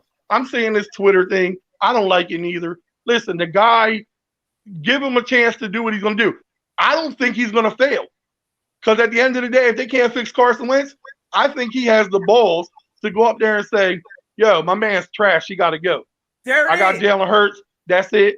I can't fix him. I'm not wasting my time. I'm not losing my job for this man. He's trash. He got to go. Eat the money. We'll work on it. I'll try to put something together with Jalen Hurts, but he got to go. Like, that's what it's going to come to. And I think Carson knows that because this guy in the press, in his practices and stuff, they showed him yelling talking about to the wide receivers, are you going to come to play or are you going to play like trash? You think about what you're doing. What the hell are you doing? Either you're going to play or sit the hell down and get somebody. He was going off. He's not going to sit down and let anybody tell him what to do. He's going to do what he believes in, and that's what we need. And I'm going to tell you, did you see the schedule? I haven't taken a look at that yet, but actually. Oh, man, bro. I don't care what nobody say. They talking about they gave us a last place schedule. My ass. We got the Saints. We got Kansas City. We got We got Carolina, Saints, Kansas City. It's like 2 more teams on there that are really hard. I'm like, how is that last place schedule? Yeah, yo, we got Kansas City at home. We got the Saints at home. And then we got Carolina. Who else? We got somebody. We got the Colts. No, not the Colts. We got the Chargers. You know what I'm saying? Now listen, people are like, oh, these teams are trash. No, these teams have made a whole lot of changes already. Yeah. And now we're going to be in trouble. Like, we got the Rams, who now got Matthew Stafford. You know what I'm saying? Or no. Yeah, the Rams got Matthew Stafford, they got right? Stafford now. Yeah. Yeah, so now we got to play the Rams with Matthew Stafford. Yep. And now they got Jalen Ramsey. They got Matthew Stafford. They got these. Come on, man. Come on. You know what I'm saying? We're going to have some competition this year, bro. Yo, but the Eagles are going to be good, I think. I think we're going to make the playoffs. I don't think Dallas is. I was going to say, I think this division is just that sorry, brother. Like, and I'm expecting improvement from a 4-11 in one season. I think we all can expect that. But we're not doing that this year. 8-8 could possibly win the division next year. That's sorry. Yo, that's what it is. I think we're going to get 10 wins. 10 wins. Hey, if they get a playmaker, on offense and Carson Wentz gets fixed, we might go 12-4. I'm telling you, the offense is there. Look, the whole offensive line was good, a top 5 offensive line before they got hurt. All of them are coming back. All of them under contract. All they got to do is stay healthy. We got Miles Sanders. We got a coach that's going to run more, so we're going to use him. We don't forget we got Quez Watkins, who was underused. He looked really good in the last 2 games that he played. And then we got John Hightower, who they need to fix and learn how to locate a ball. Once they do that and teach him how to locate balls, he's a monster. He was open by 20 yards every time he caught them 50-yard pass. And then, Marquise Goodwin or Devontae Smith, or if they go with Michael Pitts, you can use him. You can use him on the 12-man set, and you can use him on the outside when you're not running him. That's the type of player you need. They were actually one of the big teams last year. I want to say that wasn't they using like 3 tight ends, bro? They're one of the teams that was using 3. They used their tight ends. So, hey, I really think Kyle Pitts could shine in this system. I agree. Remember Cordell Stewart for the Steelers, how he used to be the quarterback, the running back, and the wide receiver? Oh, yeah. Yo, I'm telling you. He's way better. Way better, brother. I'm telling you. Hey, I'm going to go check the tape on my man, brother. Hey, listen, I'm going to try to bring some other callers through here because yeah, go ahead, bro. You already know, bro. Hey, listen, I always appreciate you coming on here. You know you got the open door to the channel anytime, brother. Hey, again, if you ain't started a channel, you need to go ahead and do one. Yes, indeed. But hey, all right, Nosha, keep it up, man. You already know it, brother. Till next time. Nosha gang, salute. Hey, my man came up here straight kicking the fire, gang. So, hey, I ain't think about that one yet, and I'm going to definitely have to go back. I'm going to go watch this tape on Kyle Pitts because I'm going to tell y'all right now, I ain't thought about transitioning a man to no wide receiver. But then again, hey, listen, if this scheme works based off of, using tight ends, from what I've heard from Sirianni, he definitely likes to play his personnel to put them in the best success of position to beat a one-on-one matchup. So he might be a one-on-one matchup nightmare. And if that's the case, hey, look, I'm going to tell you right now, I'm for it. But at the same time, my only hesitation is at number 6. What's the value that's going to be sitting there? Because I'm going to tell you right now, we got so many holes on this team that, hey, it is what it is. I just think we can get better value at 6. But for whatever reason, if we could trade back, stock up on picks, listen, if Kyle Pitts is there, we need to go ahead and snap that man if that's what it is. But we're going to find out, gang. Listen, I'm going to try to bring a couple more on at a time. I just took off the link because, look, we done already been rocking for almost 2 hours, gang, and I loved every minute of it. But we're going to try to get through because I got this whole chat box full. Hey, again, I even had the GOAT slide in here. I see Philly 500 in the building. Hey, he's even supporting the Kyle Pitts. Salute, my man. And y'all already know. Go check the GOAT out if y'all haven't already. Y'all already know. Philly 500 doing it. But, hey, all right, gang. I'm going to go ahead and bring on real quick. It looked like, hold on. I got my guy, another content creator. I'm going to bring on my guy, Moochie, Robinson, and my guy, Lenny D. So we're going to bring on 2 at a time. Hold up. Let me go ahead and. There we go. My guy, Moochie in this thing. Lenny D. Hey, yes, sir. Both content creators in here. So, real quick, bro, we get kicked off because I'm sure y'all got to unload the clip too. I know y'all got some stuff to say. But, hey, Moochie, hey, let them know where to find you at, brother. I just joined the ride. So, hey, my man's out there kicking that knowledge too. Let them know where to find you at, Mooch. Yeah, thanks for having me. My name is Moochie Robinson, content creator on the Eagles. Trying to do my thing, you know what I'm saying, growing as I speak each week. Yes, sir. Hey, y'all go check him out because he kicking it. I'm trying to tell y'all. He another one. Matter of fact, I saw your video on the Kyle Pitts ordeal. So, yeah, we're going to talk a little bit about that, too. I know you feeling Kyle Pitts. Hey, Lenny D, let him know. I know you got a channel, too, bro. Let him know where to find you at. Yeah, you can find me at Lenny D Eagles. I be trying to do my best to get my name out there. I'll be having my guy Notion come through, support me, and I appreciate that. And That's good. that's pretty shit. Hey, y'all already know, fellas. This has been a busy week. Y'all already know what the vibes been. Hey, Nick Sirianni, our coach, been getting roasted. Carson been on silent mode. We've been hearing nothing but crickets. Hey, I'm just saying, gang, how are you feeling? Let's start off with Moochie. Hey, brother, how you feeling about this new coaching hire? Some of these new changes we looking at. Man, listen, he the best thing since pants with pockets. On top of that, listen, I love it. Yeah, but you gotta think about it. Like they say he's not a good talker. I stumble in my words too, but I'm growing. And the same time with Doug, everybody want Doug for what? He knows how to speak, but then he don't know how to coach. Every time you look at a game, you always say, "Yo, Doug, why did you didn't go for the kick or the field goal, or why did you go for 4 inches with Carson Wentz and we lose the game?" So now that we have Sirianni, he's definitely going to put the vibes in. Like I feel it. I see that like they said, like the other guy said, your actions is better than your words. You know what I'm saying? So I'm Hey, pretty sure we're going to do way better than 4-11 and 1. I guarantee that. Yeah. absolutely. Absolutely. I expect improvement also. If we looking at 4-11-1 again, I'm expecting, hey, it need to be organizational top level clean out at that point. We need to go ahead and get Howie up out of here. Possibly, hey, Lori need to think about selling the team. I'm gonna tell you all that right now. We're gonna have some issues in Philly land. I hope But not. my fault. But it's all about how much leeway do we have? Because at the end of the True.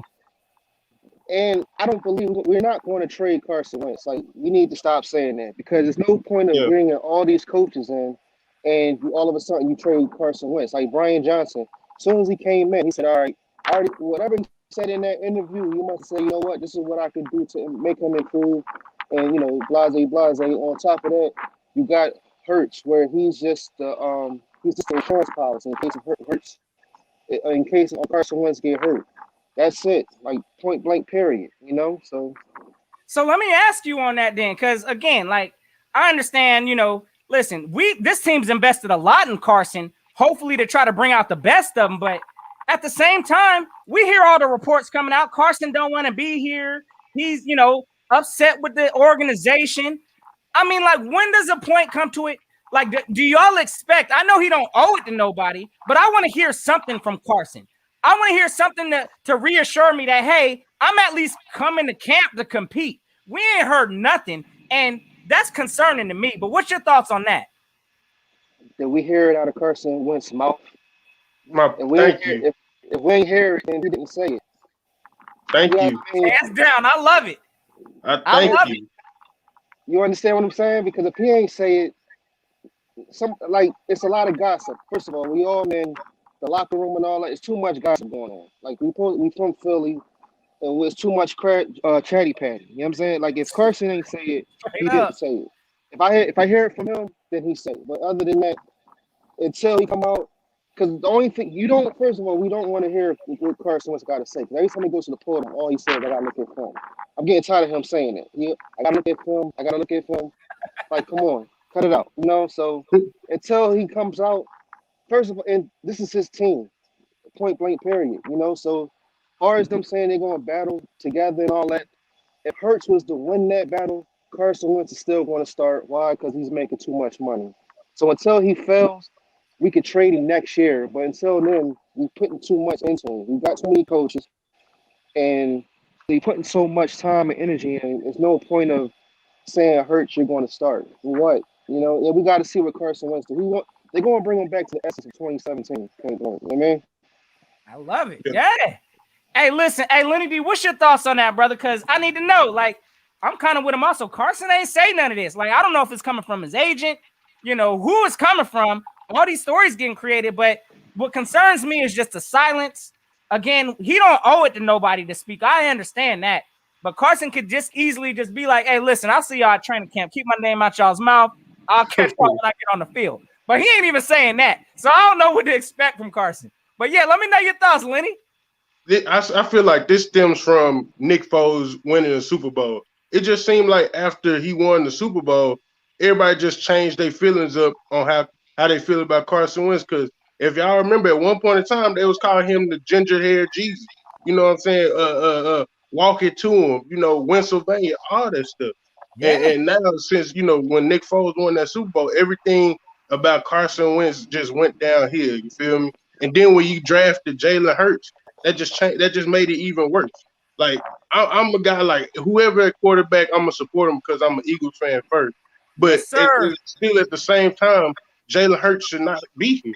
That's just me. He shouldn't be here because he should be somewhere like the Bears or backing up Drew Brees somewhere like where he's gonna get somewhere to start because they tried to make Jalen Hurts into a Taysom Hill. He's a better quarterback than Taysom Hill would ever, in my opinion. You know what I'm saying? And now you get Nick, to your point earlier, like you get Nick Sirianni, where I feel like he's gonna come in there and try to help Carson. You know what I'm saying? Like Doug Peterson, he tried to make everybody fit his system rather than doing what you're supposed to do, and that's coach your players to bring the best out of them. Yep. You know what I'm saying? And with Nick Sirianni, because you see who the staff that Nick Sirianni is getting together. He's getting Jonathan Gannon, who worked with DBs, and where we had our biggest problem at was the DBs. Yep. You bringing in a quarterback coach who actually know how to coach quarterbacks, because Chris Taylor didn't do anything. You bringing in all these guys that got creativity to them. You know what I'm saying? And that's what we lacked at last season. And Doug tried to make everybody fit his system rather than just coaching your players to the best of their ability, bring out their ability. We all know Carson Wentz's best ability is rolling out. We see a rollout one time in the blue moon. You know what I'm saying? So, and that's not going to work. So I feel like Sirianni will bring the best out of Carson Wentz, and we might see him back into MVP form. Well, let me say this real quick. Let's say we never had gotten Hurts. Carson Wentz, would he had played bad last season? Mm. I'll answer that question. I think he still would have. Yeah, unfortunately, just because of the coaching. Like I don't know what it was, but then again, because we can't prove that Doug was intentionally trying to sabotage Carson's career. But I don't know. Again, I do think Carson still would have struggled, especially with the same play calls we was calling for him because our O-line was terrible. Our wide receivers weren't getting separation. I mean, none of that would have changed, I don't believe, if we wouldn't have drafted Jalen Hurts. I think we would have still had them same issues. So, in my opinion, yeah, a lot of that was on coaching. We didn't coach to put Carson into success. So, yeah, I think we would have still been straight, butt cheeks, regardless if Jalen would have got drafted or not. And that's a very real possibility that Carson could have still had a bad season. I mean, that's why I tell people, like, quarterbacks and any player, but mainly quarterbacks, have bad seasons. Like, we didn't know what Peyton Manning was going to be, but his fifth year he was terrible. You know what I'm saying? So we don't know what Carson Wentz's career got lined out for. That's facts. Interesting, fellas. And hey, what's your take on that, Mooch? You know what I'm saying? Like, that's a good question. Like, you know what I'm saying? Like, before he get would he have had a similar year last year if we would have not drafted Jalen? Would you say? See, you gotta understand. For one, it's football, but at the end of the day, he got a life. So on top of that, he just had a baby. You know how when you have a baby, you got that could have been stress. You know what I'm saying? That could have been a lot of stress. And then it was in his mind, like I said, if he would have never, he was just putting too much into it. And I don't know. It's like if I'm a content creator and if I come to you and ask you questions, how do I be better? It's not like, oh man, what's Notion doing? Or what's Lenny doing? Oh, I gotta be better than them. Like I can't think like that. You know what I'm saying? It's all about, you know what I'm saying? Like just like we don't. I'm just now meeting you now, and I just love your energy. You know what I'm saying? And it's like, and this is inspiring me more to go harder. You know what I'm saying? So it ain't like I don't know. Carson, he just got to man up. You know, and like I said, every time he at the podium, he always saying, I don't know. Then Sirianni, just like he said, accountability. Oh, Yes. Carson, I messed up. I got to get better. Or he keeps saying the same thing. I got to get better. I got to get better. But when you going to get better? You know. So and then you keep saying I got to look at film. Like how much film do you got to look at? If I'm the coach and I say all you got to do is just do a fly, just throw the ball. Like what do?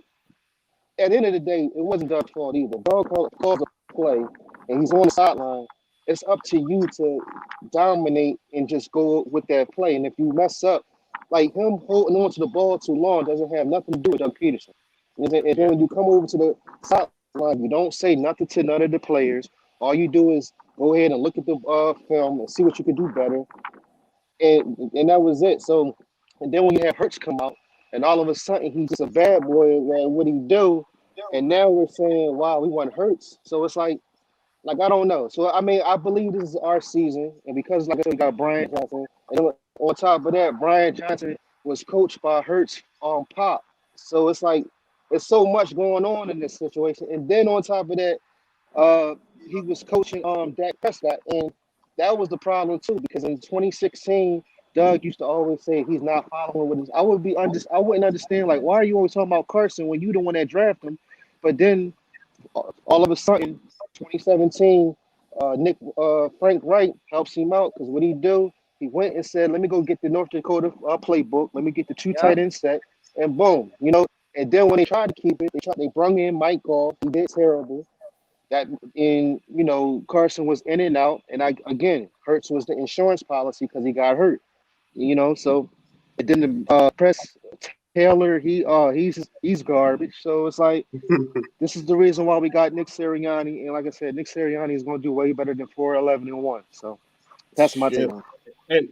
and that's true because and that's why I say Doug kind of got himself fired because some of that stuff is not on his shoulders. How Carson was played in this season, did he coach great? No, but it ain't all on Doug. But if you got the owner coming to you saying like, what are you gonna do to shore up the offensive side of the ball, and you say your best answer is press Taylor, oh you gotta go, you gotta go.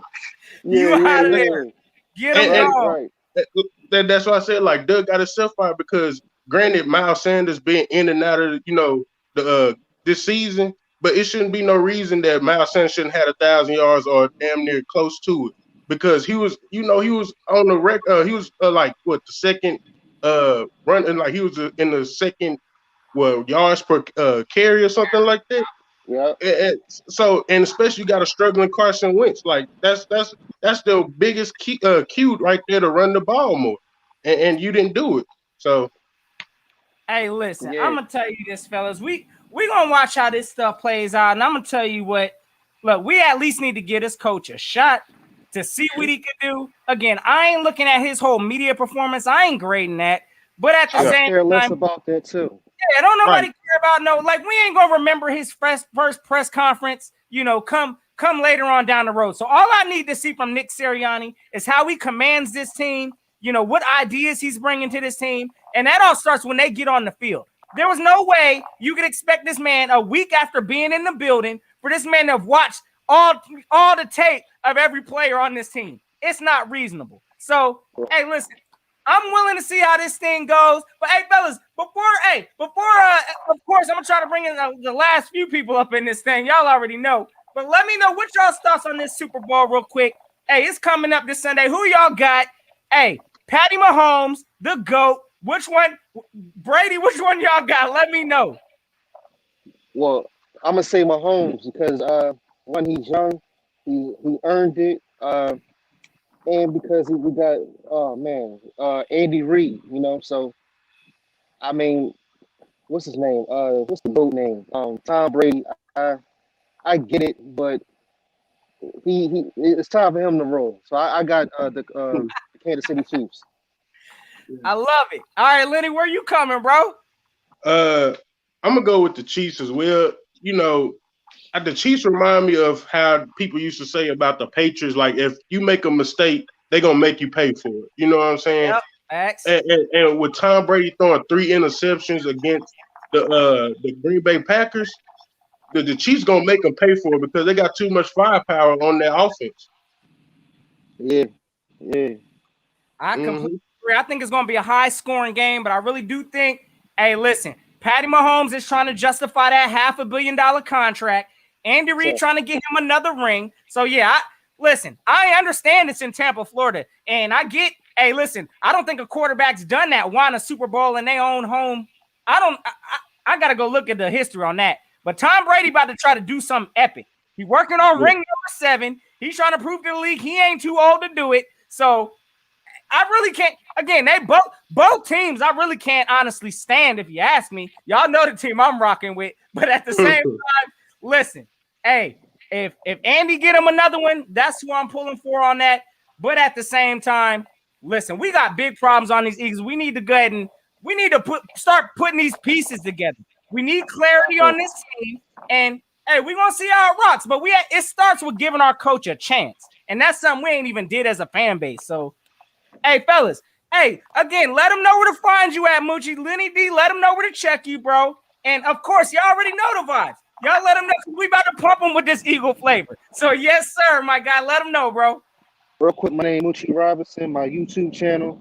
More content will be coming on the players that I think we should get. Love Appreciate it, bro. you Hey, go having me. check them out. Lenny D. You can find me on YouTube at Lenny D Eagles. You know, you click on the video, you're gonna see this guy right here with the dreads. So come check out my vids, you know. Yes, sir. So, hey, gang, y'all already know. I appreciate y'all got the open door anytime. Y'all already know the vibes. Hey, hope to see y'all soon. Hey, Mooch, you know we gonna be in touch, bro. So, hey, y'all Appreciate stay you. up, gang. Hey, it's always fly Eagles fly, but you already know, bro. Notion gang salute. All right. Yes, sir, gang. Hey, so as y'all hearing it, listen, we getting perspectives from all around, gang. So again, this is good talk. Hey, some of the things I've been hearing all kind of different ideas today. So I'm feeling research. I got hope in this team. I don't know about y'all, but I'm on the board with the Nick Sirianni hiring. So y'all already know. But I gotta shout my man out, Philly Mike. Yes, sir, the GOAT. I see you done sent the squad in here. Yes, sir. Hey, thank everybody for coming through this thing, because y'all already know ain't none of this possible without your help and your push. So I appreciate all the love, gang. And y'all know it. If y'all new to this ride, y'all know what to do. Go hit that subscribe, because y'all know we going to keep it. Hey, we pushing the Eagle flavor. We going to be fly Eagles fly all in their face. So, hey, gang, I got a last what? Let me see how many people I got. Look like 3 people left in my chat. 1, 2, 3. Yes, sir. Okay, I'm going to bring everybody on at once. We're going to finish this out because Notion's getting hungry also, and I'm about to go slam on some food. But at the same time, hey, we got to get everybody in this thing. Infamous 2K, Eagle season, Billy Joel, hey, and Boy Shear the GOAT. Where you at, bro? Hold up. Let me get everybody in this thing. This is how we closing it. Y'all already know the vibes. Yes, sir. Yes, sir. Here. Hey, real quick. We're going to swing it around because I know I got like 5 people up in this thing right now. We'll start with Infamous 2K, and then we're going to work it around. But let me start by hearing your quick thoughts. Nick Sirianni, the press conference happened. How you feel about it, Infamous 2K? Let me know, brother. I mean, I don't care if he stuttered. I don't care what he said. I like what he said. His five core beliefs in terms of fundamentals and stuff like that. I mean, I liked his press conference. I had no problem with it. I mean, I don't like how people call him the puppet that he is, because there is certain stuff that he said that it sounded like Jeffrey Lurie was gonna become the head coach in the first like 20 minutes of the whole thing. So in terms of the puppet thing, I can see why they think that. I don't think it's true, because we heard reports about how like he was cursing his own teammates out, and stuff like that. So I don't think he's a puppet. I think I mean, as Torrey Smith even reported that once we start winning, they're not going to talk back about this first press conference of the year. So that's how I feel about it. Hey, I agree also. What's your thoughts on that Eagle season? How you feeling about this? You know, we heard the roasting ceremony we getting from Nick Sirianni. Yeah. How you feeling about it, brother? I mean, I think this was, a hire that I think the Eagles wanted to make. And I mean, if they were going to actually in a win now situation, I feel like they would have hired someone with more experience. But I mean, bringing Nick Sirianni resets the whole system for the Philadelphia Eagles at this point. I don't think we have anything to lose at this point. He's going to be here for the next, couple of, maybe seasons. And if you roast him, he's not going to get fired when you roast him. I mean, you could roast him all you want. He's not going to get fired. He's going to be on this team for maybe the next couple of seasons, But, I feel like this was a great hire by the Philadelphia Eagles. One hire that I believe is going to, help us a lot, especially with maybe fixing Carson Wentz with the offense and a lot, you know what I mean? But yeah. I love it, bro. Hey, Bashir, the GOAT. Yes, sir. Hey, let him know your thoughts on the Nick Sirianni, bro. Hey, we all saw it. How you feeling, Bashir? Let us know, bro. Hey, I think your mic might be off. Say it again, bro. I can't hear you. Negative. All right. No, he good. All right. It's all Gucci, bro. You already know. And I already pulled the link, I think. But if you can get back in here, you already know. Jump in, bro, and I got you. But, all right, Philly Joel, let me know what your thoughts is on this whole. Hey, matter of fact, Bashir look like he back up in this thing. Hold up. Hey, but Philly Joel, go and kick it off, bro, because I'd like to know what your thoughts on this, the Nick Sirianni situation. We all saw the first press conference. A lot of people had jokes. Hey, but I'm going to tell you right now, I'm buying it. So let me know your thoughts, Philly Joel. All right. I'll be honest. I did not know who he was. All right. He was not even on my radar. I'm pretty sure he wasn't. I thought they were going to hire Josh McDaniels, and they go out of left field and hire Sirianni. So I'm like, all right. He's from the Colts, so that was a good sign. I'm gonna be honest, bro. I know you shouldn't base anything off a press conference, but that did not look that did not look put the convincing. confidence you needed in that. Yeah. I got you. Okay. But I did listen to him on WIP, and it made me a little bit better. The morning show. So second time around, he was better. But I don't know. I think it's gonna backfire. Like they're trying to build. Let me ask you this then, because that's a good. I'm trying to understand. And I understand. He did a little bit of stumbling with the words. On the podium and everything. Again, I have no problem with what he said.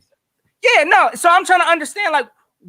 What part of his conference didn't give you the confidence, or what were you needing to maybe hear that would have maybe sold you more? Are you just not feeling this coach? Period. It's okay. Some people just ain't feeling Sirianni. It's more. I'm more mad at the reporters more than Sirianni. They didn't really. They asked some questions that didn't really needed to be answered. You know what I mean?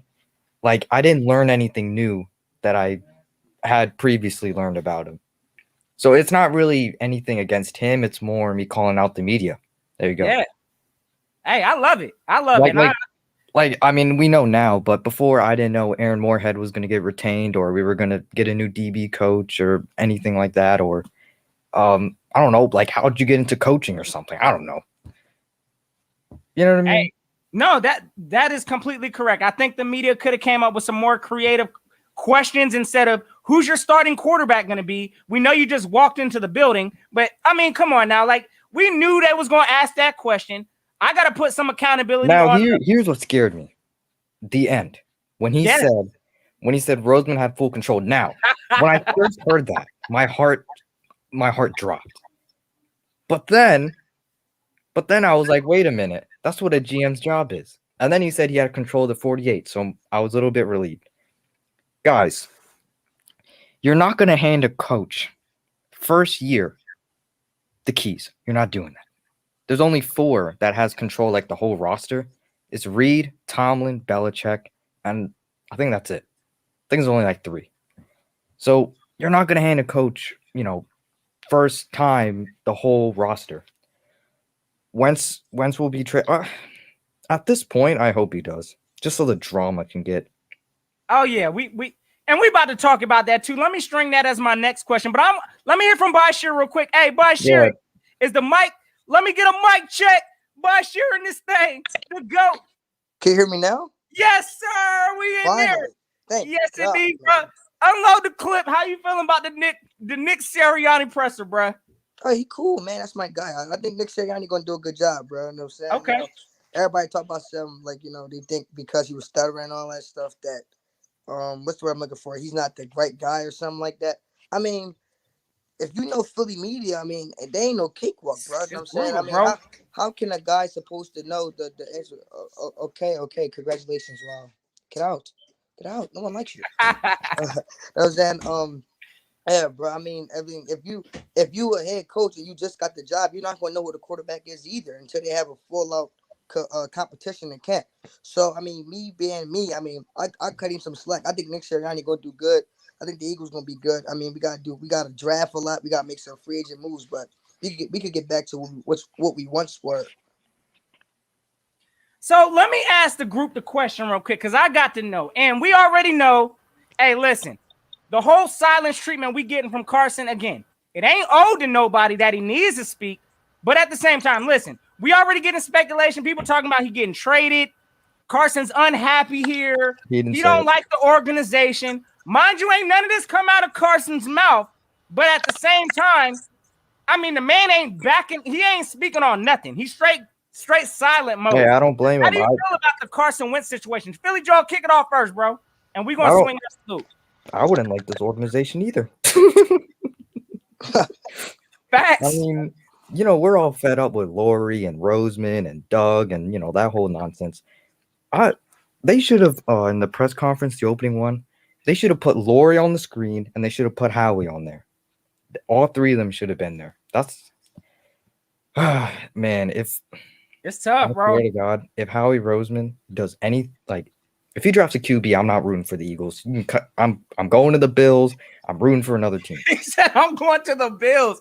My man's turning in his fan card if we draft a quarterback at number 6. I ain't mad. We can trade, like, now this is, if they trade Wentz, I'm open to a quarterback because I love my boy Hurts. You know what I mean? I was rooting for him in Oklahoma. But I don't know if he's like, I don't know if he can win you a Super Bowl. I'm just going to say it like that. He doesn't have the arm. I don't know. Hey, and we got to see more from Jalen. I'm not knocking that either.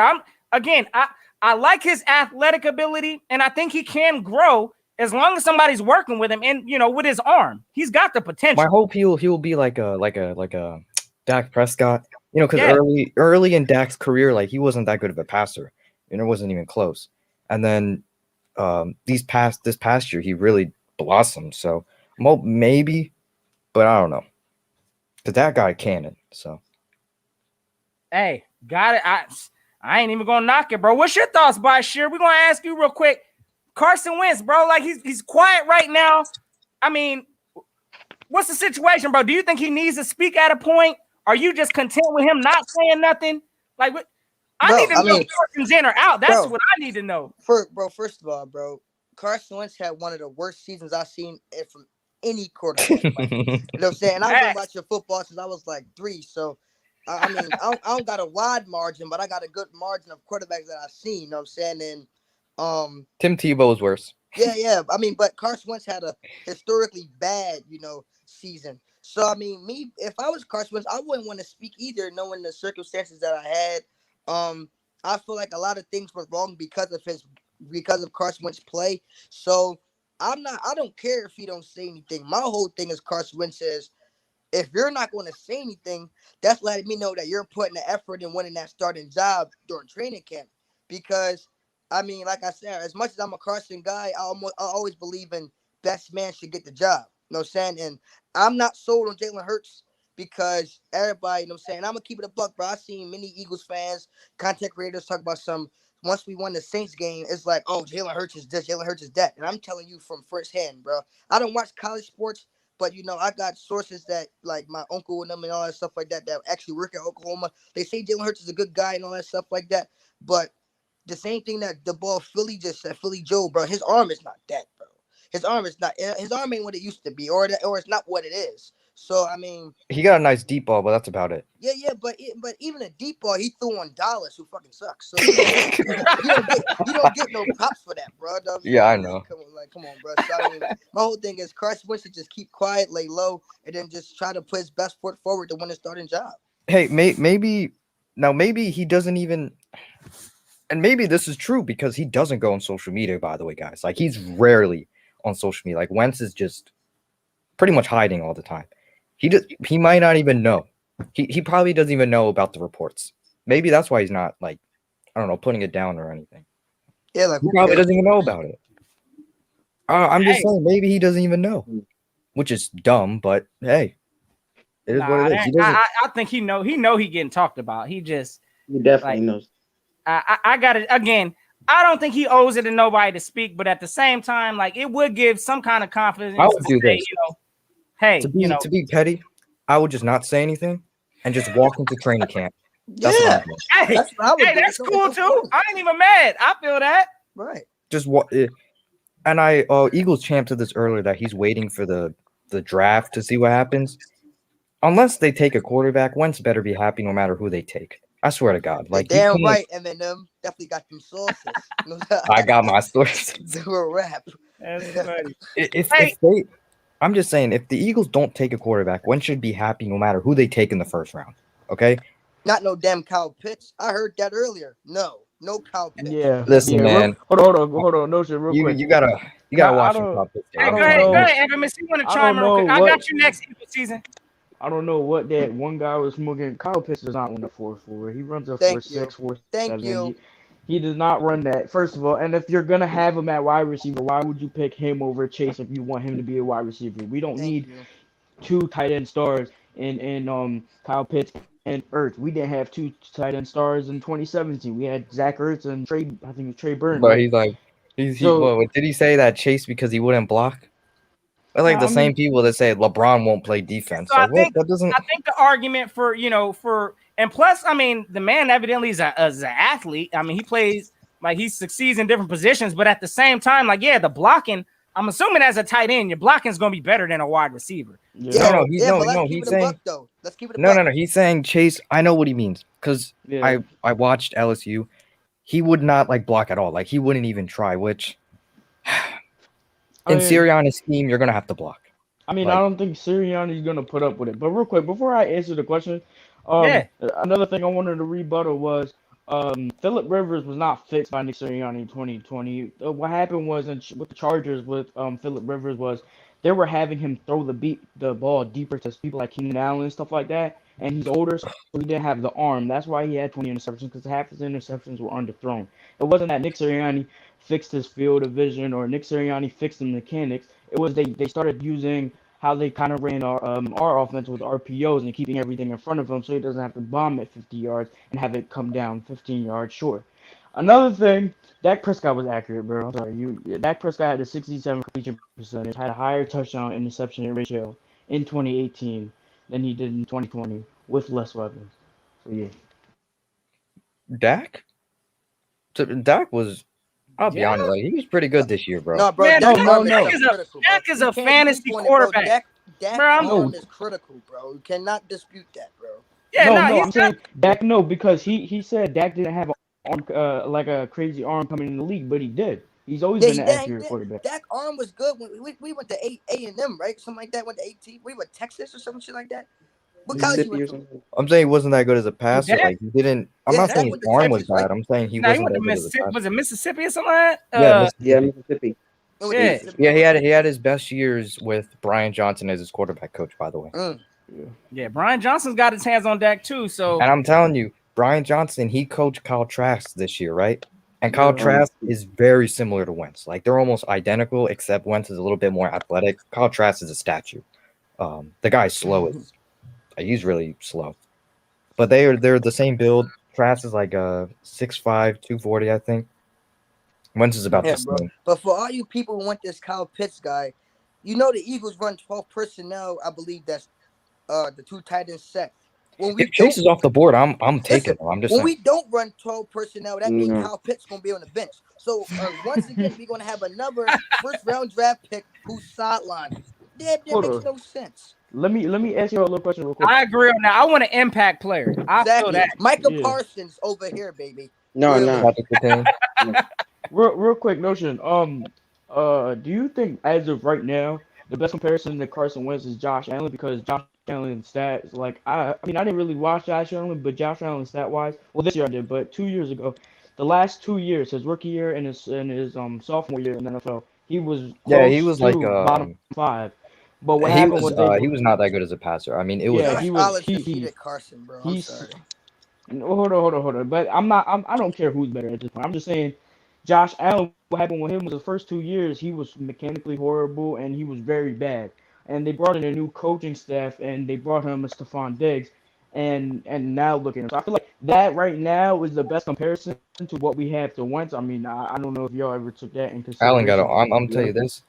Before this year, obviously, like he would just overthrow everyone. I mean, like because he had an arm, like it was a cannon, and he would just overthrow everyone, and it was I kind of did similar take to that Wentz's rookie year. consideration. I'll be honest. My fault, bro. Now I that's did a take good that comparison, Infamous. I like that. Yeah, I did take that consideration, but knowing the Eagles, bro, they don't want Carson to succeed because nobody in their right mind would say, "Oh yeah, well, what did the Eagles do? We took JJ over DK. That was dumb.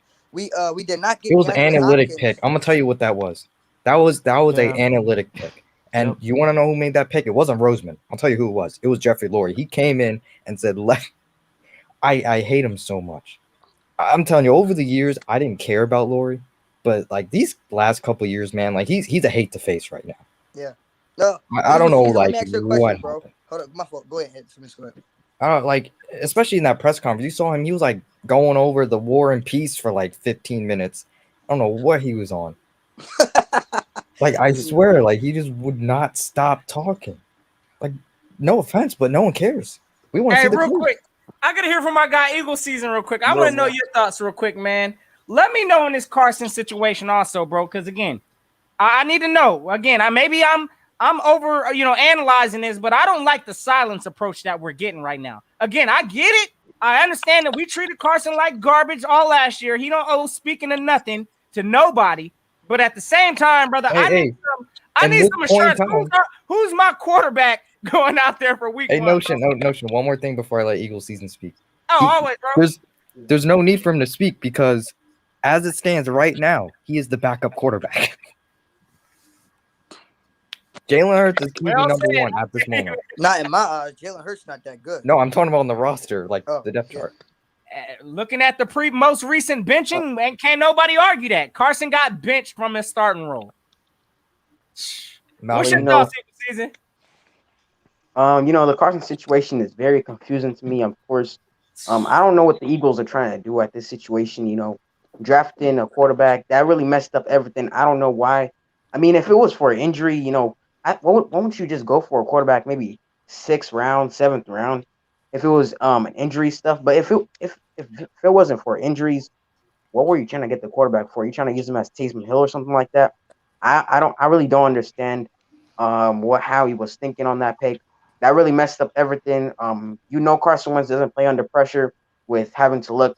That's something that Carson Wentz has to fix. He has to be able to play with a backup quarterback that is capable of taking his spot right behind him. Nick Foles. He never dealt with that. Ever since that, True. Yeah, but he has to be able to take that mentally and stuff. He can't be like that because there's always going to be someone behind you trying to take your spot. And I mean, the Eagles, I don't know if they. Yeah, I mean, the Eagles, I don't know if they try to draft Jalen Hurts to come and start, but I mean, it looks right now Jalen Hurts might take Carson Wentz's spot, and then we might have a competition this training camp. And I mean, I do think Carson will win it, but we'll see. We'll see what's gonna happen. No, you're giving the Eagles too much credit. No, they drafted Jalen Hurts to back up Wentz. They weren't. This was not. He wasn't supposed to start this year. You're giving him way too much credit. They drafted him to be a backup. Listen, the way they love Jalen Hurts, I can't tell because this is the thing. You gave Carson Wentz once Nick Foles leaves, you give Carson Wentz his contract. Boom, you give Carson the keys.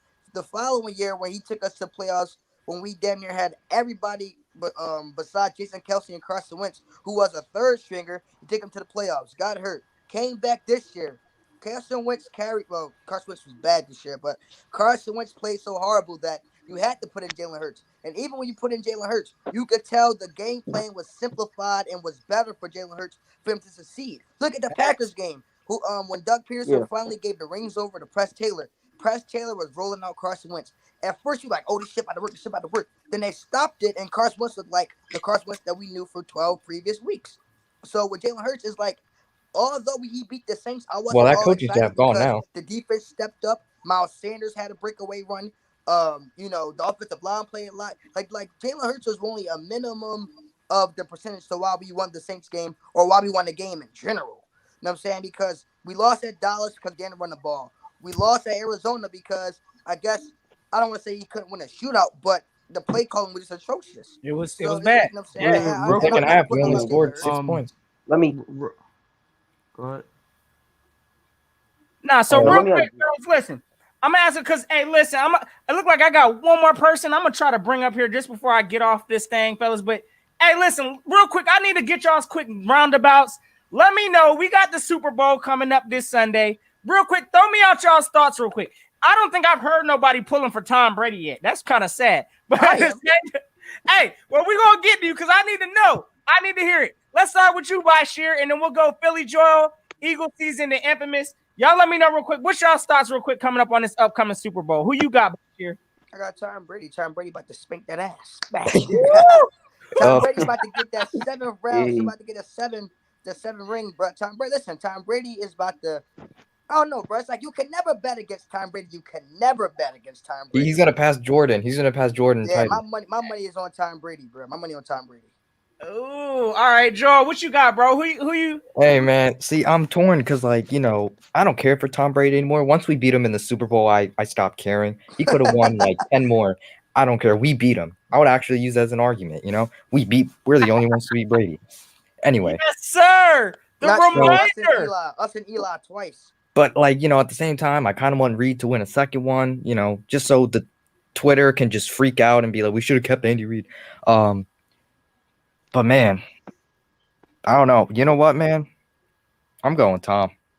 Sorry, Mahomes, stat Patty Mahomes boy, but I'm gonna have to go with Tom. He's gonna get his 7th ring. He's gonna pass Jordan, and everyone's gonna be salty. Everyone's crying right now. I mean, he's already the GOAT. I mean, what else has he got to say? No, he's not. No, he's not. No, he's not. Who's No, he's not. 6 rings? And you say you know who Joe Montana Oh, is? come on. Don't Listen, we'll Wow. get to another time, another call, because I know you gotta go. But I'll argue. Oh yeah, bro. My man's brought out the Joe Montana. Oh, you got to stop. That argument ended when that argument ended. You See, got I to used to be stop. on that train. No, I used to say Joe Montana. But when Tom Brady came back against the Falcons, I said Brady is the GOAT. But It's that's a done. team thing. Okay, no, you that the thing I have problem with rings is like, okay, that's like saying I forgot bull name, but there was a linebacker who won 6 Super Bowls. That don't make him better than Ray Lewis. That is a team thing. Super Bowls is a team thing. How do you give the credit to Tom Brady coming back? You got to remember the defense didn't let up any points the rest of the game on Orlando. They held him to 28.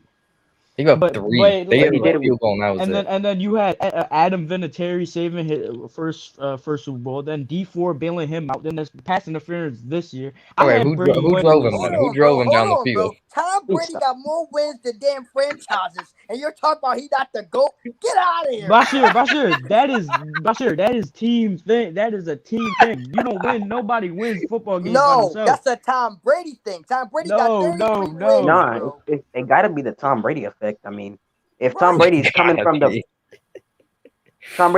Patriots and he's leading the Tampa Bay Buccaneers that just had the 14th pick in the draft, and he's leading them to the Super Bowl. Bro, last time the Bucks won the Super Bowl, I wasn't even born, bro. You talking about the Buccaneers that have Antonio Brown, Mike Evans, Rob Gronkowski. Oh, I knew they were QB way though. I knew a top 5 defense. Give me a break. Huh? You talk about Joe Montana who had Jerry Rice. Come on, bro. He won 2 Super Bowls without Jerry Rice.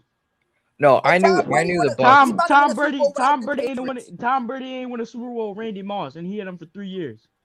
But he was winning Super Bowls with the likes of like Danny Woodhead and come on, bro. Like, hey, look, Tom Brady ain't have no wide time. receiver. But this Super Bowl, I have Tom Brady. The reason why is because Todd Bowles is a great defensive coordinator. The way how in the regular season they played the Packers was like the stuff he did was out of this world. He had Jason Pierre-Paul. He had two linebackers on the edge, and their defensive end, Jason Pierre-Paul at linebacker. It was like some crazy blitz. He knows what he's doing. And then on the offensive side, if they can keep the ball out of Patrick Mahomes' hand, I don't see why they can't win. They have everything they need and to win the game. they're at home. They're at home. And they're at home, exactly, bro. So if they against Tom Brady. they still don't make him the GOAT, but yeah, he'll probably win. All right, so Eagle season, let me know because it sounds like you pulling for Brady too, infamous. So, hey, Eagle season, who you got rocking coming this Super Bowl this Sunday, bro? It's got to beat the Tom Brady and the Bucks, you know. I'm weak. Where the Patty love at? Where Patty I mean, it's nothing against Mahomes. You don't want to bet on the GOAT. I can't You do it, don't wanna man. bet on I've GOAT. done it too many times. I've done it too They have many a tough times, defense. and I've got slapped in the face. Also, real quick, don't forget Brady cheated for 3 of the Super Bowls. You're not gonna forget that. Hey, we're not gonna against just skip him. past that. See, I said, I'm not. He didn't know the footballs were deflated. You got me with Oh, he didn't know. So this, that. even worse. He did. He cheated in the last year. He cheated in the Super Bowl against the Eagles to make it even worse. So you still rooting he for did the the man. spy gate. It was Belichick. He did cheat. I can't take that away. He did cheat, bro. He did cheat. But listen, what we can't do is act like Tom Brady because he won what 5 with the Patriots? No, excuse me, 6 with the Patriots. You're acting like he won because it was a team thing, which is also true. But Joe Montana, he won 2 without Jerry Rice, but he won with guys like Dion. Who else he had in the backfield? Was that? No, that wasn't Terrell Davis. Terrell Davis played with the Broncos. He played with the ball Mott, the safety, bro, knocking niggas' head loose. Come on, he didn't have Dion for his first 2 Super Bowls. No, but he won one. And don't Dion. forget, there was Brady the year where Brady got hurt and the Patriots went 11-5. Did Tom Brady ever win a Super Bowl without Ron Gronkowski? Yes or no? I think he did. Yeah, 2016. Thank he you. did. Case closed. The case closed.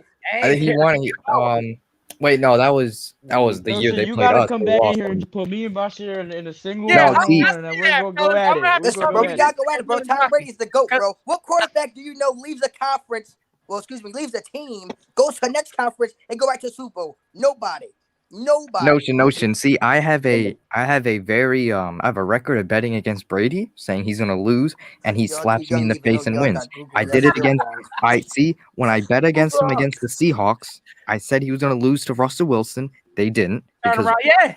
Okay. And then I said he was gonna lose to the Falcons. He didn't. Then I said Goff was gonna beat him, and he didn't. So. Let me go tell you right now. No, I did get him right. Not to lose to Andy Reid and company. Andy Reid is ready. So Notion, who do you got? Notion, you got the KC? Absolutely, brother. You already know. Andy about to get another ring. Patty Mahomes is about to go ahead and justify that $500 million contract. Eagles, yes, sir. The city of Philadelphia is gonna freak out if Reid gets a second ring. The main reason why I want Brady to win is also because I don't like Patrick Mahomes, brother. He gets on my nerves. Yeah, he not like that to me, bro. I don't see him. That is true though, bro. We could agree on that. I don't really see that much. I don't like seeing him on Instagram and stuff like that. No, are you talking about his brother? Yeah, Jackson Mahomes. Jackson. Hey, all right, guys. So listen, real quick, we're gonna round it out. Start with you, Miss 2K.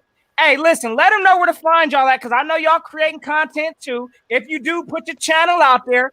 Infamous 2K, let them know where to find you at, bro. I mean, same name right now. Y'all see Infamous 2K. I haven't been posting a lot because football and camp and all that. So I mean, I'm gonna get back to it. But yeah, Infamous 2K, y'all can find that. Type that in. Yes, sir. Eagle season, where you at, bro? I mean, the Eagle season on YouTube. You know, easy as that. You know what I mean? And it's the SZN. Y'all got to make sure y'all get the spelling right. So, yes, sir. Yo, hey, man, you can catch me at Bashir Randall on YouTube, bro. Eagles content, Sixers content, bro. But we got to start talking about some flyers, man. My man Carter Hart looking kind of good, bro. You know what I'm saying? For real, dog. But no, man, Bashir Randall on YouTube, you can find me at there, bro. I need to get into hockey, Loki. Yeah, roulette. Yeah, hockey kind of cool, bro. Absolutely, Philly Joel. Hey man, if you ain't start one, you might need to think about it too, brother. Yeah, I made one video, but I need to get into it. I'm gonna start making Sixers videos. Also, the Phillies, they've been making moves. You know what I'm saying? Oh yeah. Hey man, we're coming for your Nets, bro. We're coming for your The Nets. Nets suck. The Nets suck. They First suck, year, bro. Wait, Hey, But listen, yeah, I want to tell you guys something. The Eagles, I know it's a little down right now. It's dark, gloomy, but it's gonna get better. You know, we got new Sirianni, we got this new coaching staff. I like these young guys. They're intense.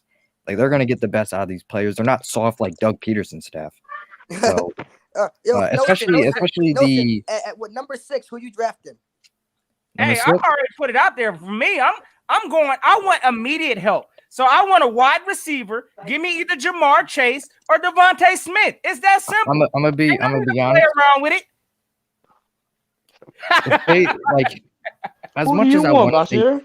I want Michael Parsons. Oh my I No, want to please. see He has some right? issues, and it's not going to be good to risk it. I mean, I wouldn't knock that pick, but at the same time, like, no. I'll tell you this. I'll tell you this. You guys might surprise me, but if he is there, I'm taking him instantly. Penny swell. If he's there, I'm getting him. No, that guy. I'm trading back to number 8 and taking Michael Parsons, bro. Either him or Patrick. But I know Swell isn't going to be there, so I guess might as well he just could stay. He could go and get don't mess it drafted up. by Dallas. Michael Parsons. He want to stay in the AT&T Stadium. He can stay there. Listen, we don't bro, need him. Michael Parsons Blue and went to white. Penn State. You hear me, dog? Hey, he might be. He looked like generational talent That's at the what line. I'm saying, bro. You can't pass I'm just up on saying. that guy. But so At does the Chase. linebacker. At the wide receiver position, Chase looks like the same thing. Let's keep it a buck, bro. Chase wasn't even the best receiver when Justin Jefferson was there. So let's not He's make better it than look like He Jefferson. this was. Yes, he all was. better than Hold on. Yeah, he was. Bashir had like Jefferson. Bashir, he had like better, listen. He had like I think 200 more yards. He had 3 more touchdowns. He had more yards per catch. With Tell you less that receptions. offense was crazy. It was better crazy. player I'm than not saying Jefferson. Jamar Chase was a bum, but I would have listen. I think Justin Jefferson better than him, bro. That's facts. He might have been more NFL ready. I think Yeah. it's going to take time. So I mean, No, but let's let Notion go eat. I'm gonna hop off this joint. It was fun talking Hey, to y'all. Yeah. y'all already know the vibes, man. I appreciate every Wait. last one of y'all. Before what's your early season predictions for the Eagles? Oh, bro. Hey, listen. I expect improvement. Let's gonna put that out there. I'm looking at honestly. I'm a realist also. I'm looking at probably like 8-8, maybe 9-7. But I think that's gonna be enough to win this sorry behind division, and I'm okay with that. So hey, give me 9-7 with a division title, and I'm good. Yep. My prediction is we fire Howie, bro. Get his ass out of here. For real. No, I actually think it's going to be his last year. I don't think he's for real. surviving. Enough is enough. This is his last year. Hey, Like, if he Sirianni, wants to hang that himself, holds the keys to that, fellas. because if he wants to hang himself and throw on purpose, then he's out of here. He might get fired on draft night. What I Not can even say is trolling. Miles Sanders might have a breakout year though, bro. For real. Yep. All right, fellas. But yeah, Appreciate Eagles, it. we're No going. shit, I'm I'm gonna give you my predictions. Yes, they're sir. They're gonna be second in the division. Cowboys are gonna win because they have Dak, and they're gonna go 8-8. Eagles are gonna be second in the division though. Behind who? Dallas? Yeah. Oh no! Oh, absolutely not. I'd rather be behind the Giants or Washington. So hey, listen, it is what it is, brother. Hey, I don't know. I hope you the Dak is.